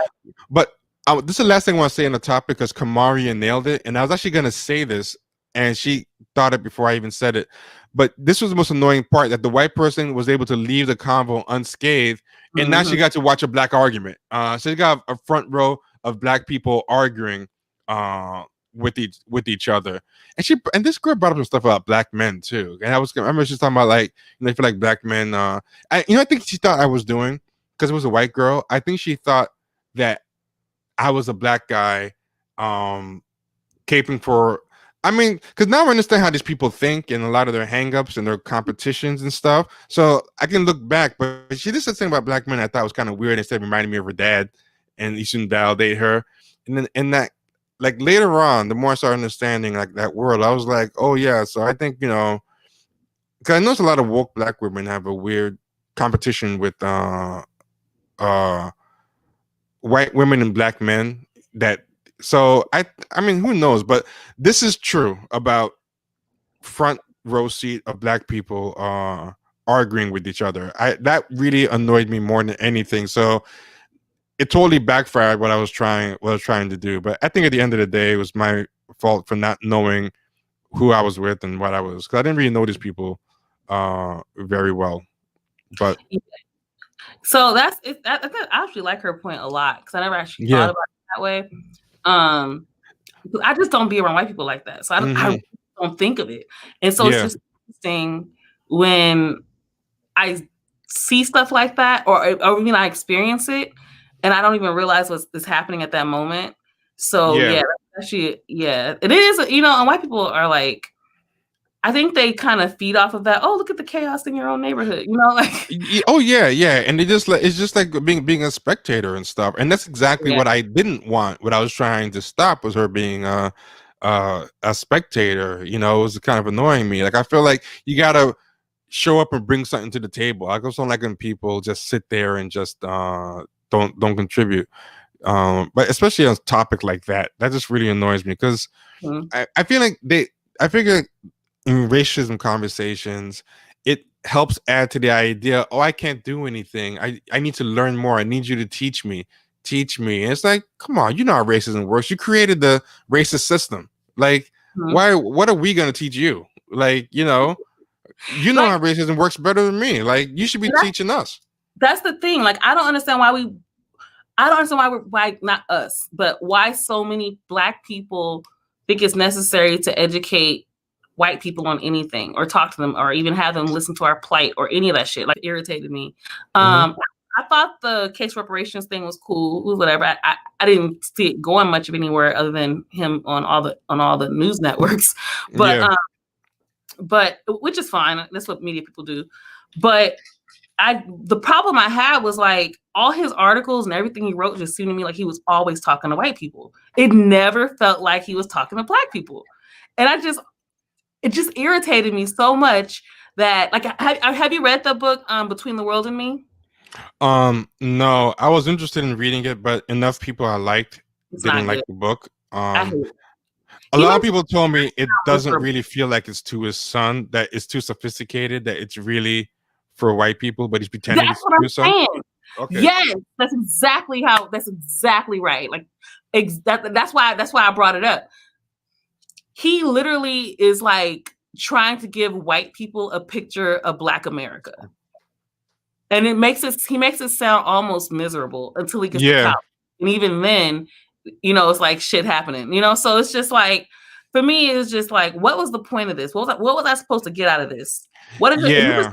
Son, what is he supposed to actually be learning here? It's something emotional for white people that is being offered. It's some kind of audience to our suffering. Let me show you this, man. Hold on. This is related. Hold on. This is definitely can you elaborate? Because I think she's building on what I was saying. And but I feel like Kamaria a lot of times translates me better than I translate myself. So I want to hear her say it, because so I like what she said, though. There's definitely a preoccupation with Black men and white women relationships, if it's not decoded. You know, I think a lot of the Black women who are, you know, in that space and are constantly obsessed with this Black male white woman relationship, I just think it has to do with their own, like, they don't realize it, but it has everything to do with their own low self-esteem. It has nothing to do with the white women or the Black men. It has everything to do with their own pain, because there's no other explanation for it. For some reason, they feel hurt by Black men who are with white women. They literally feel hurt by that. I don't care. I feel like if they would, I got like this. If this is a Black man with a white woman, he wasn't my kind of guy anyway. So I don't give a fuck. but I have a slightly different take on it, but mine is a little bit weird. People in the chat might agree with me or not, but tell me what you think, because I think a lot of those types, they don't really want the Black man. These types, because a lot of times they'll be. I'm not talking about this particular girl that I was arguing with, but I mean just in this circle. I don't think they're jealous that the white girl is with the Black man. I think they're jealous the Black man's with the white girl. And what I mean by that is, that's what I said. Wait, I thought you were saying that they want the Black man and they're mad that the Black. No, I'm saying the white woman's mad. I'm saying that they want the Black man, but they're mad that the Black man is with the white woman. Yeah, I'm saying the opposite. I'm saying the white person is a target of the affection. What, like, they had this idea that that Black men have easier sexual access to white people than Black women do, and they're envious of that. So they see penis envy. It's like Black penis envy or some shit. I think it's even weirder than that, because a lot of these people, they hate Black men so much. I'm like, I can't imagine you really wanting to be with one. And when you look at them, a lot of the times they don't date or with them. What I think they are jealous of is they feel like Black men have an inside track with white people that they don't have. They're jealous of rappers, white men, like white men. First off, think about this. A lot of them are bisexual or queer in those circles, right? So it's easy for them to be jealous of both white men and white women, right? So look, growing up in high school or whatever, you'll see who are like the coolest Black people, and they'll talk about this. They'll be like, oh, the Black guys with swag who rapped, you know, the athletes, the this and that. But you know, the Black girls, they weren't cool in high school and stuff. And then they'll talk about these like, I strangely think they don't really want the Black men. I think Black women from the Black community think that way. Like, on the surface, it looks the same. Kind of like how when you see a lot of these Afro-punk types, right? Hold on. When you see these Afro-punk types, right? On the surface, you think they're like Erykah Badu. You think they're Afrocentric. But then when you talk to them, even though on the surface it looks the same, they're actually into Star Trek and blurred stuff, and they only date white guys, and they don't do anything Afrocentric. I think it's the same thing with their problem with black male white woman relationships. We're used to thinking of it like Queen Latifah in Jungle Fever, like she's mad, oh, we lost another good black brother. On the surface it does look the same, but what they're actually mad at is, why do white people like him more than me? Okay, so you totally clarified that for me. So what you're I saying, could be wrong. If people in the chat disagree with me, let me.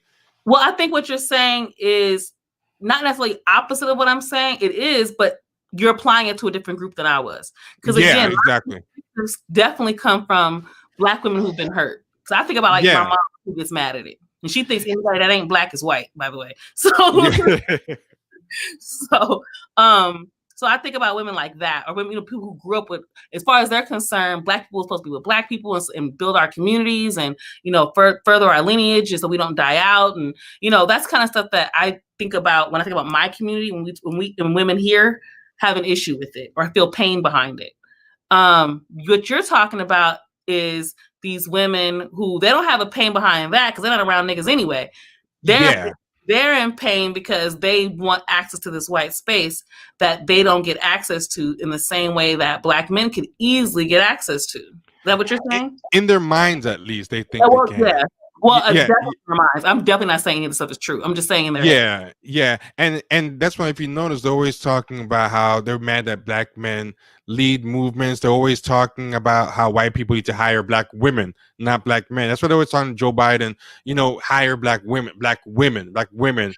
They don't want, but it's that same mindset. They think that that black men have gotten this preferential treatment from. That's why they always talk about black male privilege. They, in their mind, really believe that white people, even though the way that white people like black men is just fetishistic, they think of them as like dildos with legs, but to them, even that's preferable. And it's the same thing with the queer ones too. I think that's where they hate black men so much. A lot of these people, they have this fantasy that even if you are being seen as a sex toy or seen as just entertainment or whatever, hey, we're okay with that. We're actually okay with being slave play. Like, we make plays called slave play. We're advertising we're okay with it, and you still would rather be fixated with the swag of black men who aren't even cool with that. Right. And it's really telling, because in a way you expect, at least for me, I expect black women to be more about family and community. Because if you look at like just old organizations and black women-led organizations in the past, it wasn't anti-black male. It was very much like children need jobs. The youth don't have jobs here. Our men don't have jobs. They're locking our men up. In addition to, we're suffering in this way. It was never about just like, oh, give us jobs so we can heal like everybody else. And even what's even interesting about that, now that I'm thinking about it, even organizations that were male centric, right? Like NOI, for example, their perspective was still very much, we protect black women, like without a doubt. So I just find it to be interesting. Now, I'm not saying everybody did that. What I'm saying is that was kind of the messaging in those spaces. It was like, oh, this is about our people as a community. We might be a female organization. We might be a predominantly male organization, but this is about our community and our families. And we're not going to be out here just asking solely for things for us if it doesn't necessarily benefit the whole community. I don't see black women getting jobs and not black men. I don't see how that benefits the community. I mean, it benefits the community it benefits the community if your community is a community without black men, which is what I think they want. Which doesn't even, which you will die. Like, I just hate that logic. You will die if black men are dead. I mean, black men aren't here. I don't even know what you guys I want to show you this thread that really kind of made it clear to me what I'm talking about. This was what really was like, oh, this is eye-opening. Somebody tweeted this. They put, I've spoken with old friends before. It seemed like the black dudes at our predominantly white school were more likely to assimilate than us black girls. I remember this tweet. And then it just went crazy. Everybody had something to say, and people were responding. In addition to sports and music, black boys were sexualized in a way black girls were not. A fetish, of course, but desirability was either completely absent or would not be publicly claimed for brown dark girls, and they would split the time between insulting black men by saying, "Oh, you were just a fetish," but at the same time sounding jealous. And I'm like, okay, it makes no I was gonna sense. say, that sounded super jealous. Go back to that tweet, Oh, sure. please. And they're trying to use it to clown black men, but I'm like, if Right. you're clowning black men for it, why do you sound so jealous of the fetish So- thing? And this is, yeah, go I on. want to, let me get to this thing because I don't want to lose Mhm. this thought. So, Yeah. in addition to sports and music, black boys were sexualized in a way black girls were not. That doesn't sound like a good thing, but Yeah. the way they're saying it is like it's a good thing. You know what I mean? It's like Yeah. as though that's a privilege to be fetishized. That's how they're making it sound, and it's like they want that privilege. That's what I hear when I read. Yeah, exactly. And a lot of the works that they create, like, fixate on that. Like, I was talking about episode 5 of Lovecraft Country with the body switching, and they had a lot of that weird dynamic in it and stuff. And BDSM, if you know, they're always into this weird BDSM stuff. They do plays about it, they do movies about it, they do TV shows.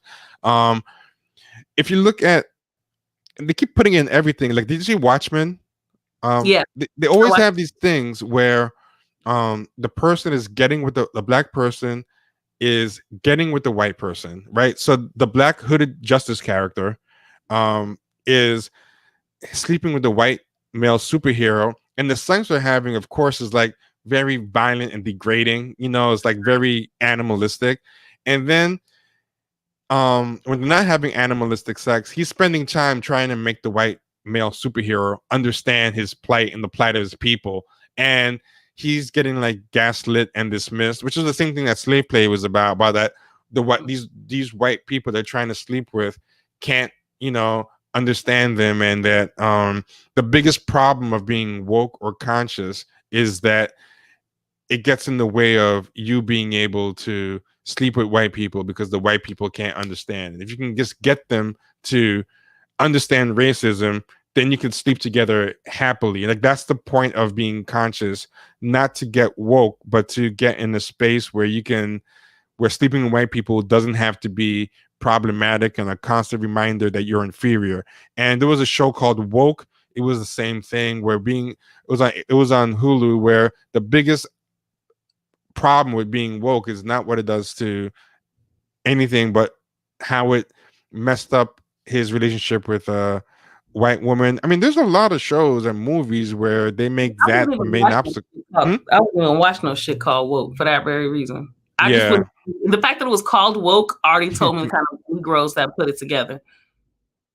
Yeah, and I asked the question because I was curious, because I'm like, first off, you're ironically erasing like black nerds or black people without swag, because you can't tell me every single black dude was a rapper or athlete or had swag. So I'm like, the black dude who didn't have those things, he was probably lower than even the white nerd, because at least the white nerd or whatever has whiteness, you know. So I asked to be curious. I said, what about if the black guy is a nerd or fat and had no swag?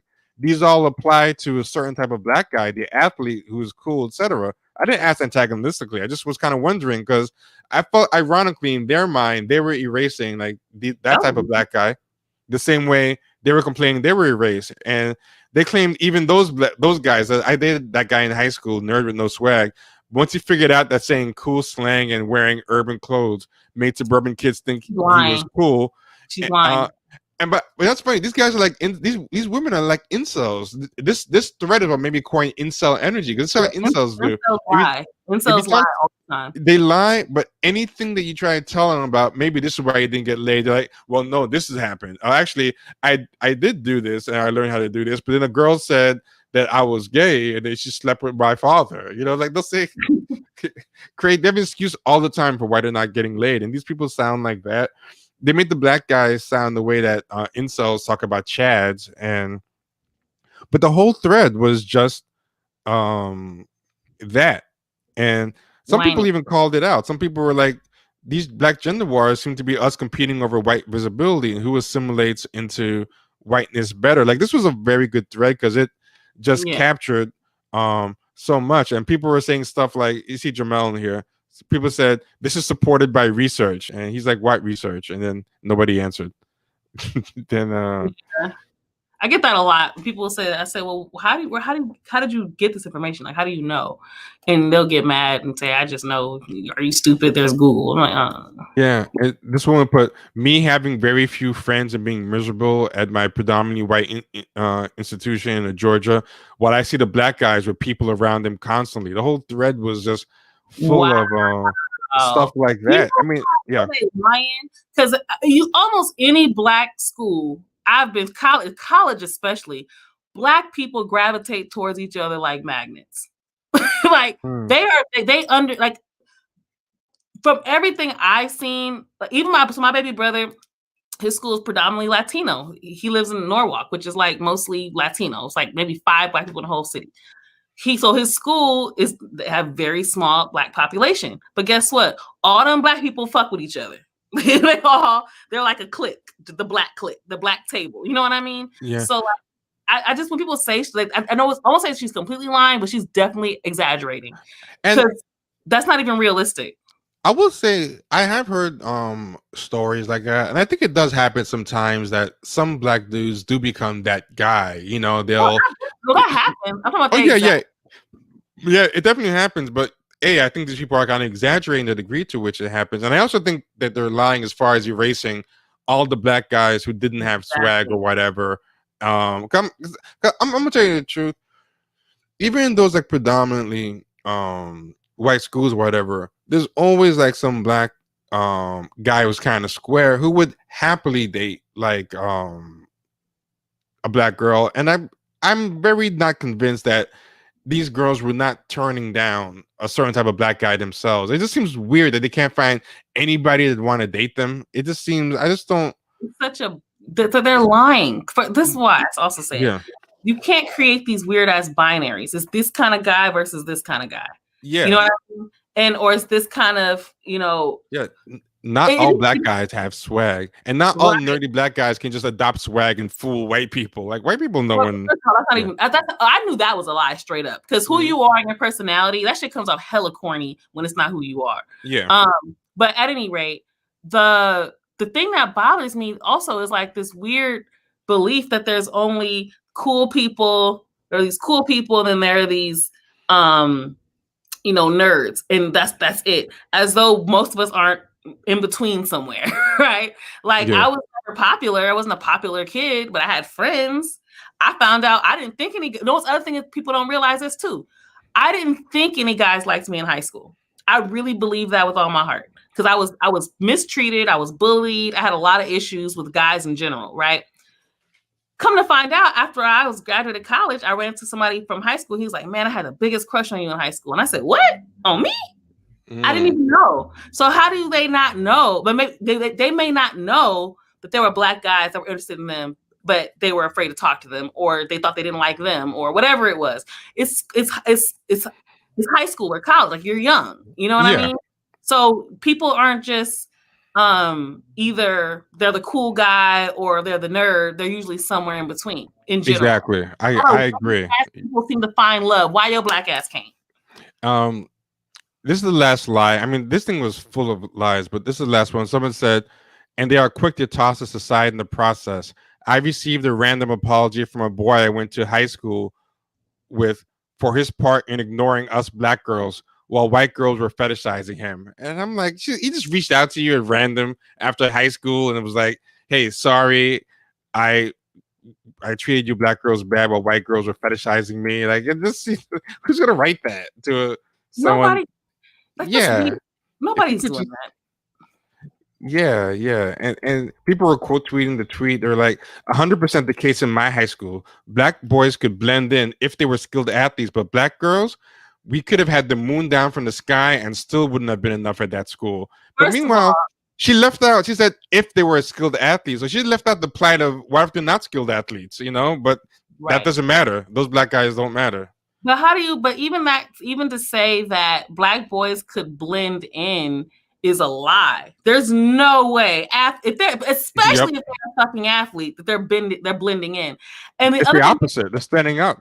And the other thing people have to realize, if there's a lot of times when there's a black guy and that's an athlete at a white school, he's there for a scholarship or something. Like it's not like they're usually there for the sports. That's why they're there for that program. So you can't. In her case, she's talking about high school, by the way, but it applies to college too. You're right. Same shit. People are there for the scholarships and shit. There's first of all, you don't blend in sports if you're black and there's no white and there's no other black people. There's no way you're blending in. So I don't even get what that means.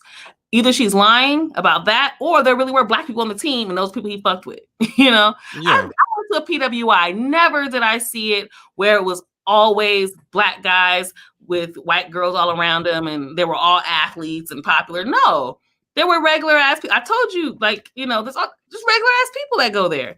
And some dudes did live that life, but they were not even the majority of athletes that did that. It wasn't even even most athletes didn't do that. It was only like one or two athletes where that was what they did. And people knew. If you play water polo, they was not throwing pussy at you. I just hate that too. That's the reality. If you play football or basketball, because I went to SC, so if you go to those, you play those sports, they give a fuck, But even then, like the black guys on the basketball team and the football team when I was in college, there's only one or two where that was their thing. They only let themselves be fetishized by white women. Most of the rest of them, it's kind of like the NFL. If you listen to people talk about the NFL, you would think 80% of NBA and NFL athletes have blonde autumn Christian girl types, with and like Hallmark Channel type wives. And then when you look, it's like 80% of them are like not doing that. It's a weird fantasy. During the draft, they'll find the one guy sitting next to a white girl, and that guy will go viral the next day on Twitter. And meanwhile, if you actually watch the draft, that was like the only example. So it's weird. Even on this page, look what they're saying. They're all quote tweeting. And a lot of gay guys were getting involved in this too, which was also weird because if you're black and you're gay, being gay in general in high school, if most of the people are straight, what do you expect them to do? Like you're not going to get the white quarterback. You're not going to get Biff. Like it's not going to happen. On top of everything, and some of these people who were talking about this, they'd be like black, gay, and fat, and it's like, okay, you're going to have to be realistic. You're not going to sleep with the star quarterback. Whether it's fair or not, it's a fat phobic world. It's a racist world. It's a homophobic world. And if anything, you should be mad at the white people for that. Why are you gonna be mad at so somebody put, one day I'm gonna write an article / thesis on this topic, which is kind of sad if that would be a thesis. You get a PhD to talk about your high school trauma, but that's how these people think. Speaking into existence. Like you can spend $150,000 of grad school money to write about your high school trauma. Everyone's talking about high school, and I can't relate because my high school was black. But reminder that it applies to college and advanced degrees as well. Experience this in law school. That does not happen in law school. I'm sorry. White girls fetish black men. It's a topic I can debate all year.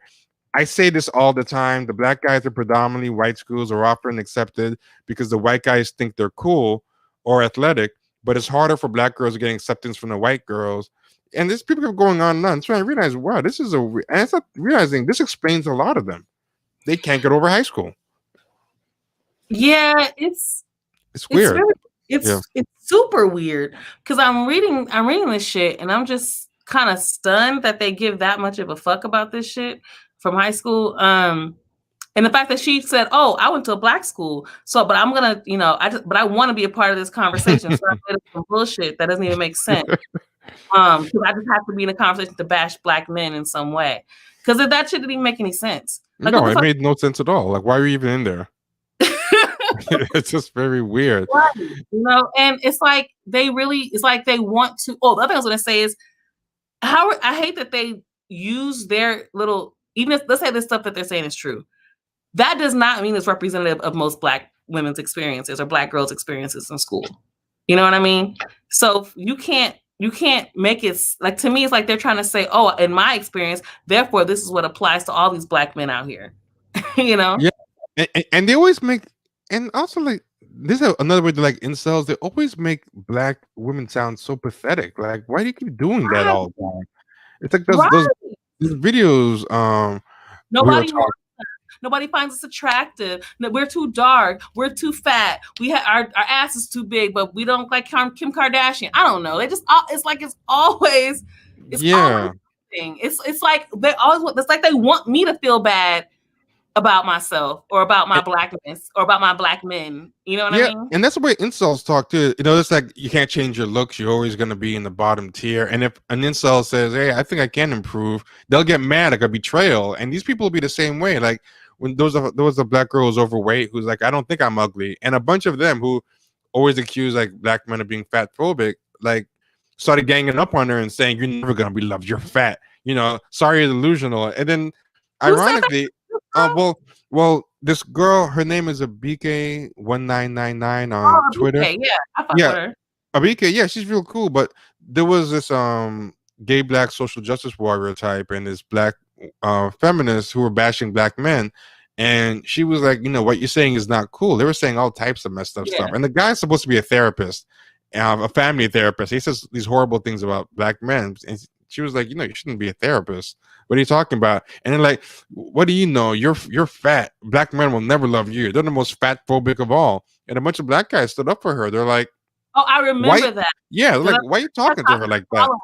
I think that's how I started following her because I saw that. That's how I started following her too. Yeah, I cussed them out too. I thought that shit was so fucking like I thought that shit was disgusting. Like how dare you sit there and say, "Oh, look, black men don't love you." See, look at what's wrong with you. I go, who the fuck are you? Why do you want somebody to feel bad about themselves? Yeah, and then when black men were defending her, they were like, they weren't defending you because you're sticking up for them and their misogynistic asses. But trust me, they hate you and they're never gonna love you. And people are like, what the fuck's wrong with you? Like, you actually have this hatred. You're the one who has this. Sound like you jealous about the fact that she doesn't. You feel like you look better than her, and she's getting all this love. I don't know. And it probably meant that she has higher self-esteem than them, too. Yeah. Like, it probably. Is cool as hell. She seems really nice, but she go in on these divestors and shit. Yeah, and she's pretty. She's pretty too. She's a good looking girl. She's beautiful. Like, yeah. But see, that's the other thing. Like, I never understood the messaging, like the Madame Noir and for Harriet and the different Essence and Ebony articles and shit. I never understood why the messaging is constantly nobody loves us, nobody wants us, nobody wants to marry you, you're fat, you're this, you're that. Like I'm so lost on why you want black women to hate themselves and then to blame black men for it. Like you're planting it in my head. No black man has ever told me I was too dark, too light, too this, no, never. You know what I mean? But thing I wondered too, right, is why do they have so little smoke for white men about this? If anything, they encourage people to say white men. Like, they'll say stuff like white men appreciate natural hair and stuff. And it's like, do you think like on the coast of West Africa, like there were Zulu guys bashing like the Zulu woman's hair and stuff? Like what do you think? To the degree anybody hates natural hair, where do you think it came from? Like, do you think like their own natural hair? And black men hated their own natural hair, not just black women. They hated their own. They invented a conch for men. They make it sound like it originated with black men, as if like white men came over and they're like, "Man, y'all hair looks great," and the black men were like, "Man, these bitches nappy headed hoes." Like like what are you talking about? I actually worked on a documentary about the history of black hair from slavery, basically from Africa to slavery in America and then afterwards, right? And what's interesting is the part that people miss in that conversation is a lot of the issues around hair had very little to do with beauty. The problem is when you see TV or we forget their stories, right? So they're going to make it sound more about just beauty. The reality was this. There was a lot of messaging and advertising going around, especially like right after slavery, and a lot during the Great Migration, that your natural hair was savage looking. And if you want, now that you're free and you want to get jobs and you want to be taken seriously, you can't look like a savage anymore. You have to straighten your hair.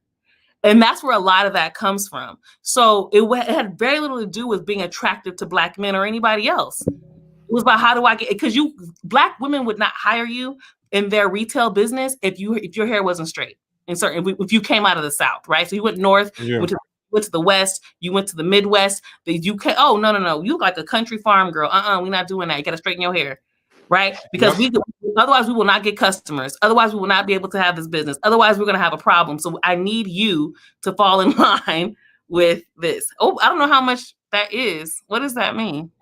I don't know. This is foreign currency. Oops. I think we both hit it at the same time. But thank you for whatever this is. It's green, so I think there's color coding. I think green is about $10 American, I think. Okay. Thank you so much. Yeah. Thank you. Everyone's asking about the pizza. It's a Sicilian slice. Someone said Domino's. No, never. I'd rather just not eat. Oh, I took a bite of pizza while you were talking. I was trying to be discreet. I should have known better. People call you out. I know. I had eaten dinner, so I'm like, oh my God, he's already eating. Oh, man, you know what's interesting? That's about $5. Someone said it's yen. You know what's interesting? I'm gonna talk about this real quick, but this is such a good topic. But the theme was supposed to be like politics, but this one was so good. But it kind of ties in though, because you know what? It's not like it doesn't tie in, but I feel like it animates like these people and this type of mindset. If you go through that thread, there's a lot of blue checks in it and a lot of For Harriet. Like I believe the For Harriet people waited on it.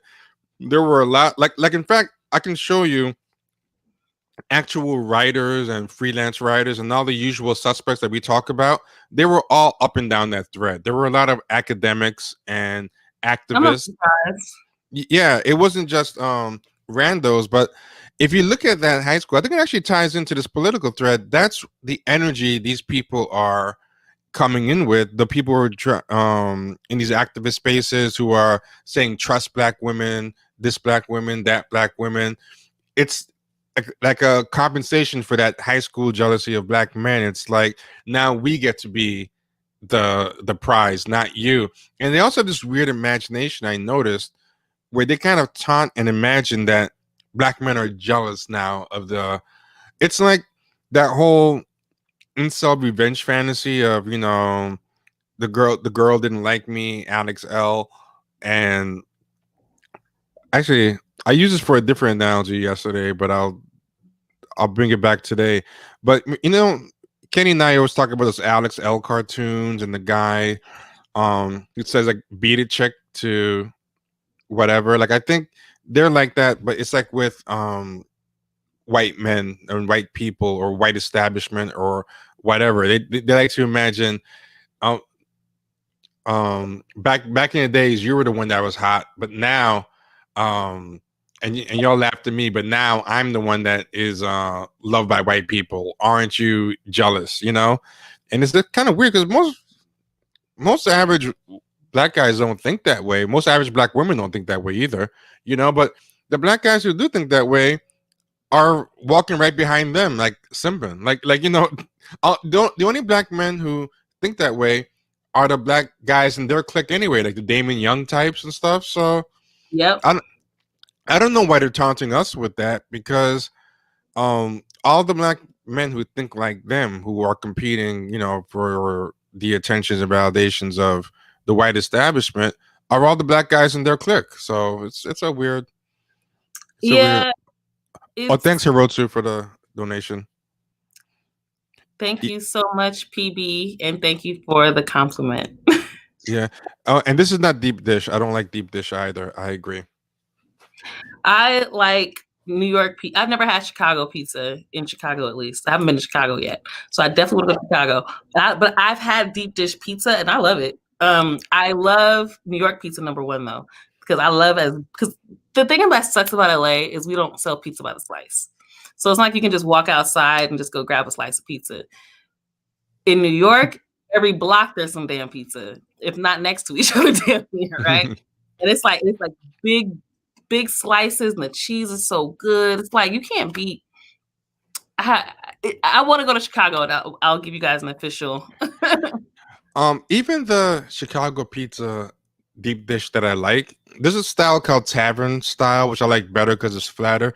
But my problem with Chicago pizza is even when it tastes good, the knot in your stomach that I feel after is not worth the pain. Like it is painful to me, man. Like if I'm gonna go through that much indigestion, it's got to taste super amazing. So I like deep dish pizza. I just don't like it enough for the pain it puts me through. Like I was waking up at 1 p.m. every day because of indigestion. Those pizzas are heavy, man. Real quick, LA Mhm. pizza trash. We don't have pizza. So that's we don't have pizza like that. Like there might be. It's not like a place where you go to get pizza. We got tacos. That's what we fuck with. Yeah, man. There's pictures of LA tacos on, like people be thirst trapping with girls. I'd be like thirst trapping with LA tacos. Like there's some taco pages. You ever see this one where they're like pouring this red sauce all over the tacos? Mm-mm. And that's like my OnlyFans. Like I just like stare at that page. Yeah. Oh my God, devs. Trust me, I get it. See, we have taco trucks like everywhere, and every taco truck isn't the same. So, like, I went to a taco truck yesterday, and they have like a shredded chicken, but it's so juicy with red sauce, and it's so good. Everybody else, they have pollo asado, so it's chopped up grilled chicken. You know. Mm. Check out this piece, right? Like if you listen to all these articles being written by, one thing about a place like the New York Post, they don't really hire those social justice warrior types because it's like a conservative Rupert Murdoch rag. So like these other articles, they'll act like the only thing that's going on is Biden and Black Lives Matter, and he's warring with Alicia Garza and them and he's neglecting black people. But if you read other things not written by like that crowd with an agenda, this is actually what's going on. Here's who Joe Biden brought in to focus on racial gap as he fills key posts. And this kind of surprised me. President-elect Joe Biden is relying on experts to help his team address racial inequalities. He prepares to fill key economic posts. He selected Mirza Baradaran, whose book The Color of Money focuses on the racial gap. Baradaran is a member of the Biden transition team focusing on the Treasury Department. She's a proponent of reparations, and she writes about it, and she writes about the wealth gap a lot, and she's pretty thorough.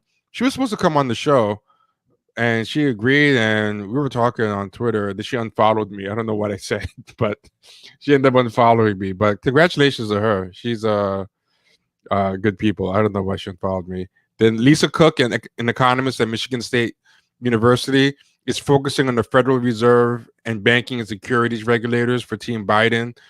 The two are among the more 500 experts who will focus on the racial wealth gap to shape Biden's policy on issues including housing, health, and business lending, according to Bloomberg News.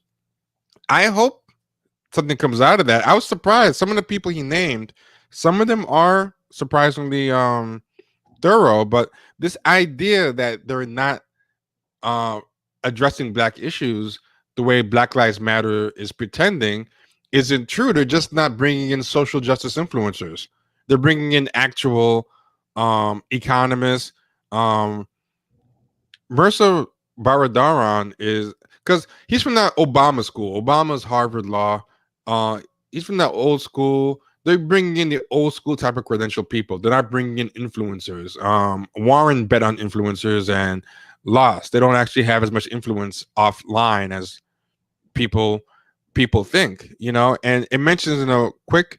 This is the opposite of the other article. The other article led off with Black Lives Matter and made it the top story about black people, then threw in after what's happening with Clyburn. This one instead throws in one sentence: Black Lives Matter are already demanding a Biden-Harris meeting, and then it moves on. So, I mean, he's filling in with a bunch of people, like 500 different people in different minorities and stuff like that.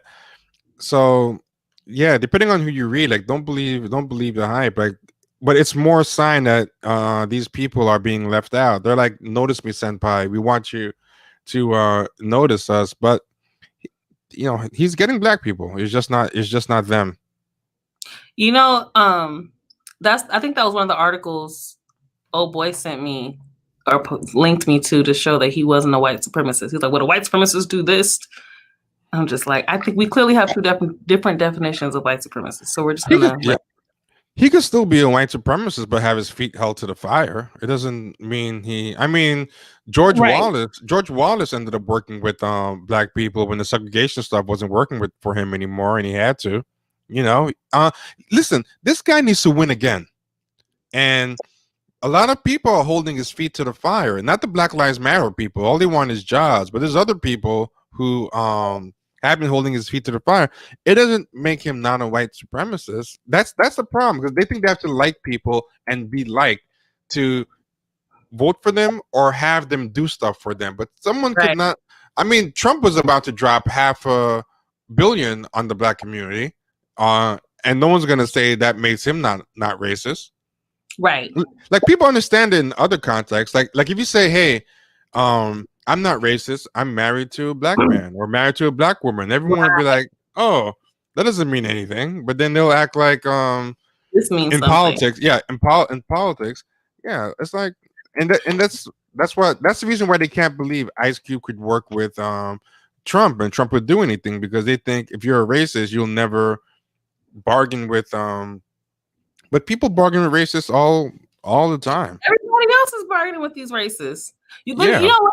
I have a story. A friend of mine told me about how he was at a bar or someplace or something. He was talking to this business guy who was Japanese, and he was he spoke English, but you know, he had a very thick accent. And he said that they started talking, and my brother mentioned something about white people, and he saw the dude kind of make a face. And so my brother was like, huh, that's interesting. So he said something else. And then dude was like sitting there, just, you know, the Japanese dude, he's like, so my brother starts talking shit about white people. So dude goes, I can't stand white people. I thought you were going the opposite way. I thought you were going to be like, he was going to defend on behalf of white people. I did too. My brother told me the story. So it was funny because I started talking to other like, especially particularly Japanese people and some of my friends who are Japanese American, like they don't really like white people.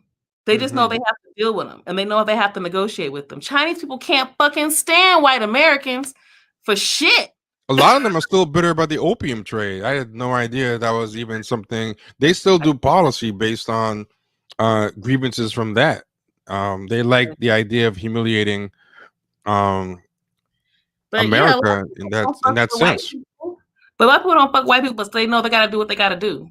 Yeah, you know, and also in the opposite direction, there's a lot of white people who do not like Jewish people in their heart of hearts, who are anti-Semitic, but who will play Zionist in the Senate or as president like hell, because they need to bargain with them politically, and they have like money and power and influence. Like, if you think everyone, because that's another thing black people do, like when we politically get jealous of other people, instead of getting jealous of the negotiating that other groups are doing, they'll be saying stuff like, why do they like these groups so much more than us? Like a lot of times we'll get jealous of this imagined affection that white people have for everyone instead of like the tangibles. And yeah, white people can work with a lot of people and not actually like them, right? Give a fuck about them at all. Because that's like you said, I think sometimes we get so caught up in the affection and getting liked that because we don't. I'll take it even further, because we don't love ourselves. We just don't. And it's the same thing with trauma. The way you heal and you address your trauma is by loving yourself. That sounds corny, and me and Colonel Gaddafi got into it on Twitter about it, but it's the truth. There's no way around it. So as Black people, until we actually take pride in ourselves, and mean real pride in ourselves, not this bullshit that they put on, Twitter and shit, these weird ass articles, like until we actually learn that we are the shit, not just saying it because it sounds good, and we realize we have more power than we realize. Because I think a lot of times we feel more powerless than we want to admit. Yep. So I think, but once we start really, digging deep into ourselves and really healing from our shit and addressing our issues, I think we can be more strategic. And when you're operating in survival mode, and I told you guys about the brain shit before, when you operate in survival mode, you don't even have access to the ability to critically think and analyze. So we have to get out of that survival mode as far as us as a people. And I think it's like, oh, today, we're about today and tomorrow, that's it. Meanwhile, everybody else is thinking 100 years ahead. And the reason why a lot of things that we built got destroyed because we weren't thinking 100 years ahead. The Negro League is a perfect example, right? Yeah. Blue Bloods who own MLB think hundreds of years ahead. The Negro League is trying to survive another season. Yeah, and it's not always their fault because that was the reality that they had to think that way. But it was still was unfortunate. It's still the source of the problem. It's a survival response. So it's not at all being wrong, right, or anything like that. It's a response. When you've been traumatized, you begin to make decisions that aren't the best. It's hard for you to be strategic because you're trying to figure out how to make sense of whatever it is you're going through. And you're being reactive a lot. Like when you're being traumatized, you're just trying to make the trauma stop. It's hard to have that long range thinking. Exactly. That's why when we talk about, like, even as Black people, our parents or our kids being hyper reactive to things, overreacting to things, we laugh about the shit. Ha ha ha! Your mom cussed you out because you didn't take the chicken out the freezer. Like, we think that shit's funny because we don't realize that's what we're looking at trauma responses. Same thing with kids. Somebody stepped on somebody's shoe and they flipped the fuck out over it, or just bumped into them, they flipped the fuck out of it. That's because they're dealing with trauma, and us as a people are dealing with collective trauma. And we're behaving like traumatized people. And we don't have much sympathy for each other either. Well, I don't even like the word sympathy. I use empathy. But yeah, we don't. But I think we don't have empathy for each other because we don't have empathy for ourselves. Yeah, real talk. We blame ourselves for shit. Oh, it's my fault. I'm not rich. Mm-hmm. And also, I don't know how to save. yeah. And for a lot of people, it's hard to blame white people. I noticed that it's hard for a lot of people to blame white people because the parental relationship. Think about it. Kids are being abused by their parent. They don't blame the parent. They blame themselves. Exactly, or they'll blame their sibling. They can have a hell of a lot of hate for the sibling for this. Imagine you were the lucky one or you were the favorite, but they don't get mad at the parent for even having a blatant favorite. Like, as a parent, you're not supposed to have a blatant favorite like that and abuse the other one. But they don't think that way because they have to preserve. Because one of the things that happens is a child knows that they're little and helpless and vulnerable. So it's very hard for them to admit to themselves that their parent might be incompetent or not a good protector, because then it's going to be like, well, what does that mean for me? If this is my parent and they're not a good protector and they're as dangerous or more dangerous in the outside world to me, then that means I'm totally unprotected. That means that I'm really screwed. Or if they hate me, then what does that mean for my chances of survival? Because I'm dependent on them. I cannot do this on my own. And so it becomes part of a survival mechanism to protect the parent's image in the child's mind and not be able to blame the child. And then I think a lot of Black people view white people as as white mommy and daddy, as the parents. They have to protect the image of the white people as infallible or competent or, well-intentioned, but just not well-informed. They just need to be taught.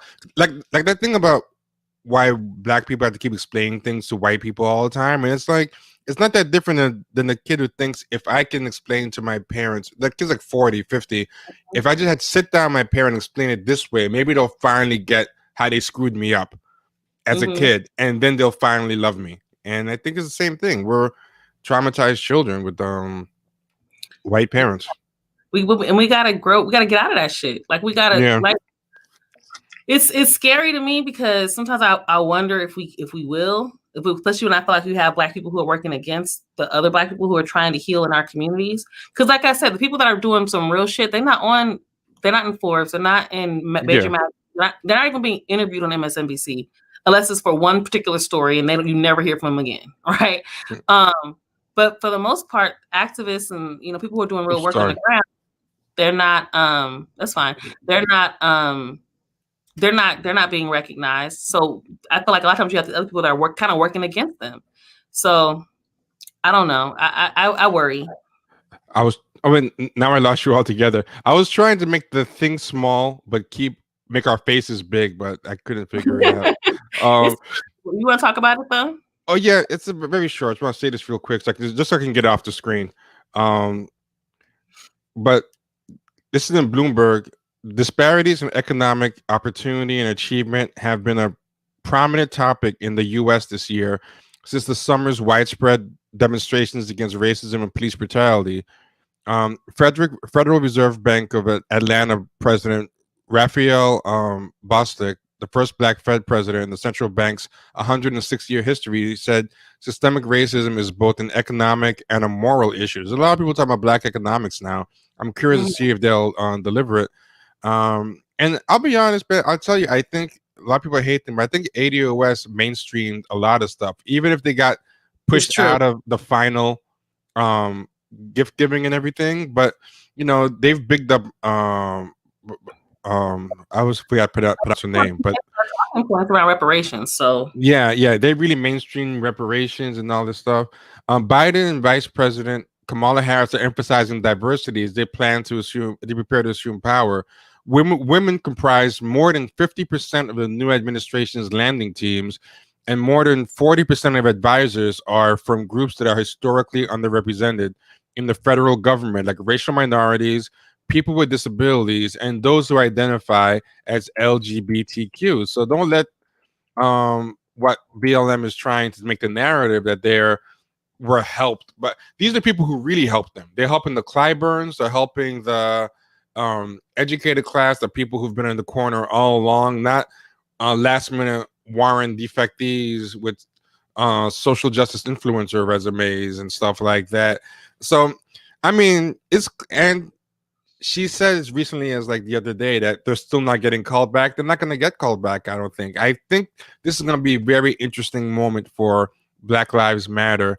I don't know if at the last minute, maybe they'll throw them a bone or something for optics, but I think Biden was their worst nightmare as far as the Democratic field and who they could come in under and grift under. And yeah, I mean, they got more than 50% women. They have a bunch of Black people. They have queer people. So you can't say that he's leaving behind queer people. That he's leaving behind Black women. That's preferring Black men to Black women. He's just getting old school qualifications and old school pedigrees, and not looking for septum rings.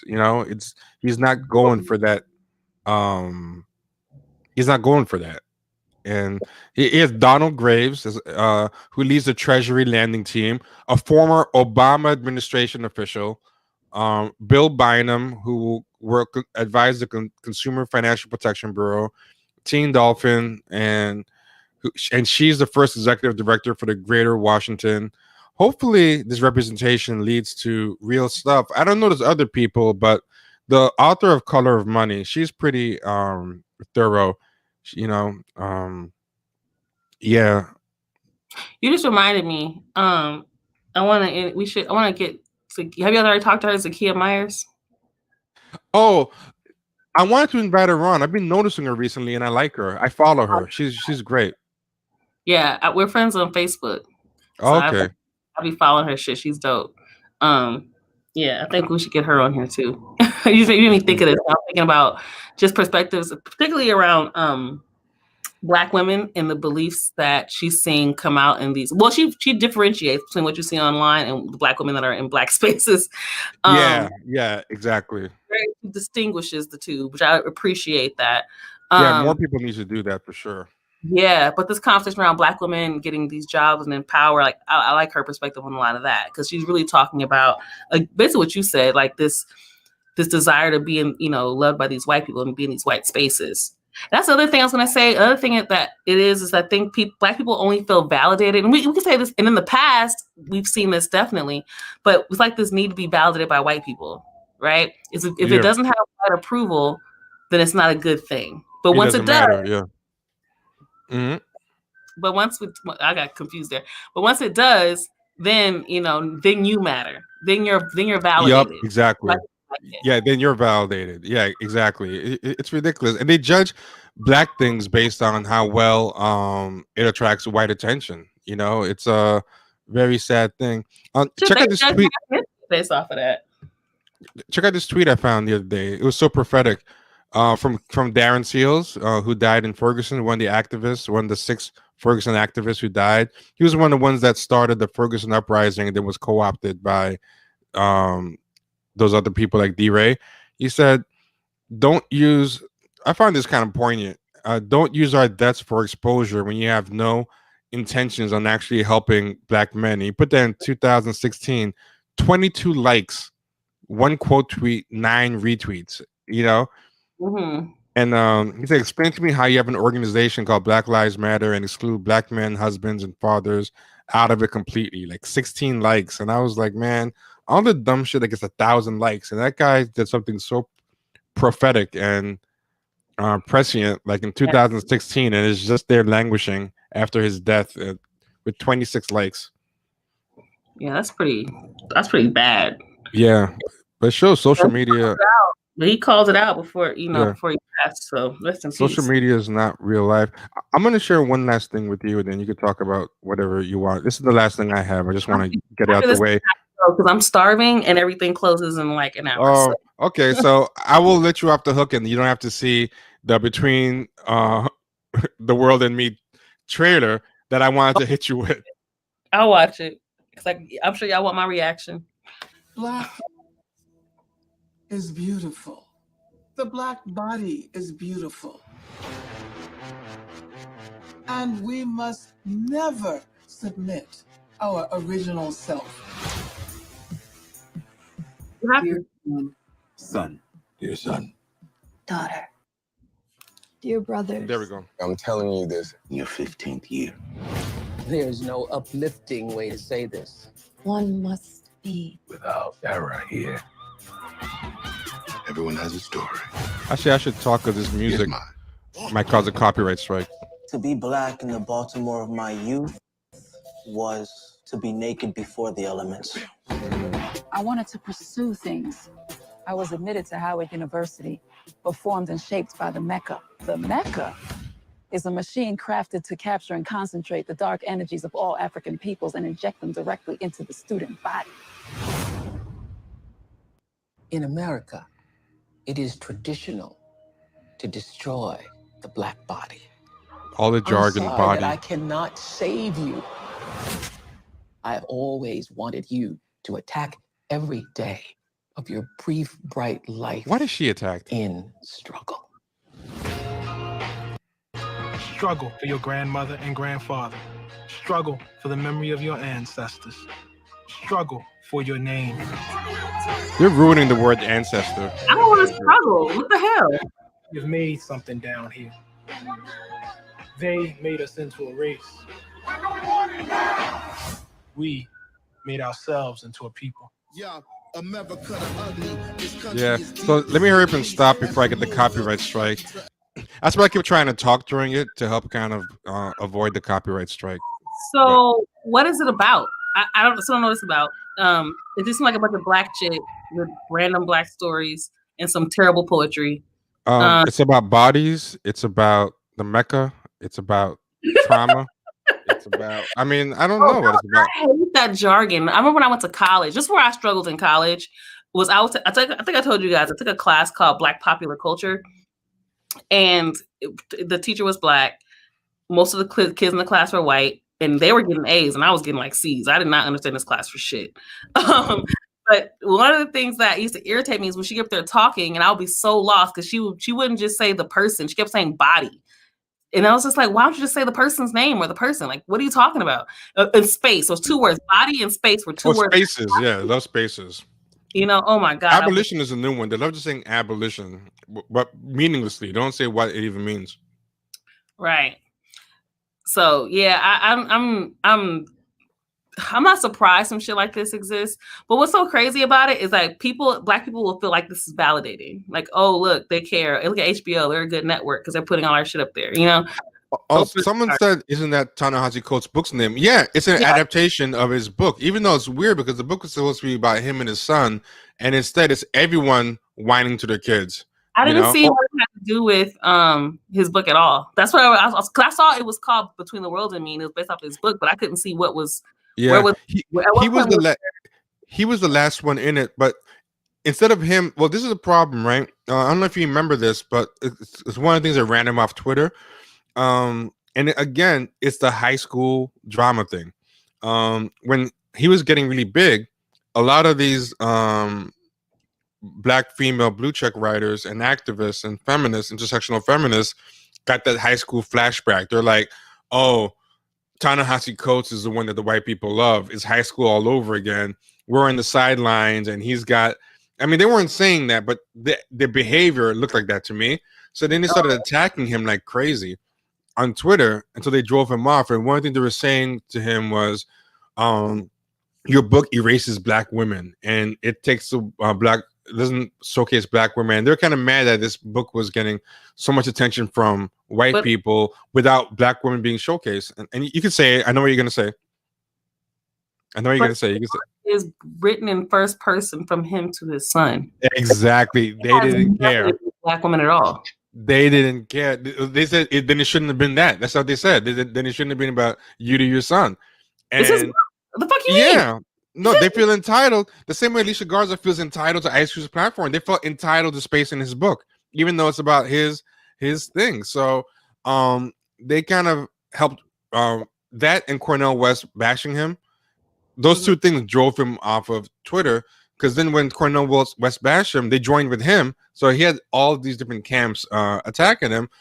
So what my theory is to adapt it. Because at first he fought back. He's like, hey, this is about me and my son, my book.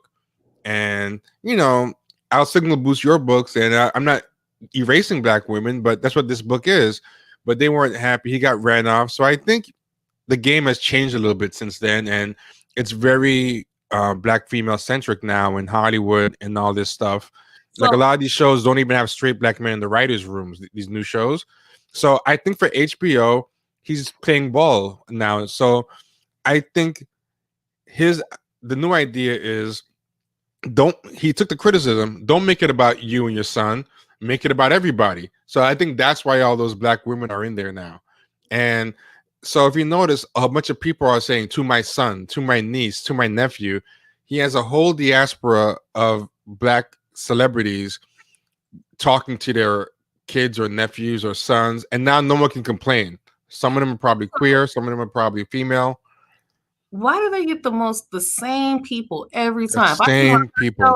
Ali or Shahara, whatever her name is, Shahidi Yahara, whatever her name is. Yeah, so, I'm surprised Zendaya is not in it. I'm shocked she's not in it.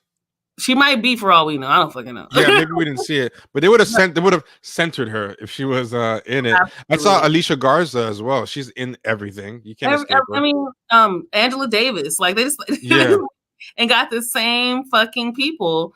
Just people. And they don't say anything. I have not heard Yashar. What is her name? I don't want to fuck her name up. Yara Shahidi, I think it is. Yara Shahidi. I haven't heard her say anything profound yet. Platitude City. About natural hair 10 years ago, and niggas ain't let that shit go. And colorism. It's the same thing. And Amandla, that other girl, she did one thing about natural hair, and y'all can't let that shit go. Natural hair, colorism, and that's basically all I ever see them talk about, and privilege, different privilege talk, and representation. Those four things. I don't know, but yeah, I mean, I know you have to go eat. I don't want you to not eat on my account. So no, it's all good. I just want to make sure I joined in tonight because I actually planned to do a live. I just wasn't sure what time, and you had already started. I was like, fuck it, let me just hop on. Awesome. You guys have a great night. Okay. All right. Everyone have a great night. Thank you guys for showing up, and everybody be good.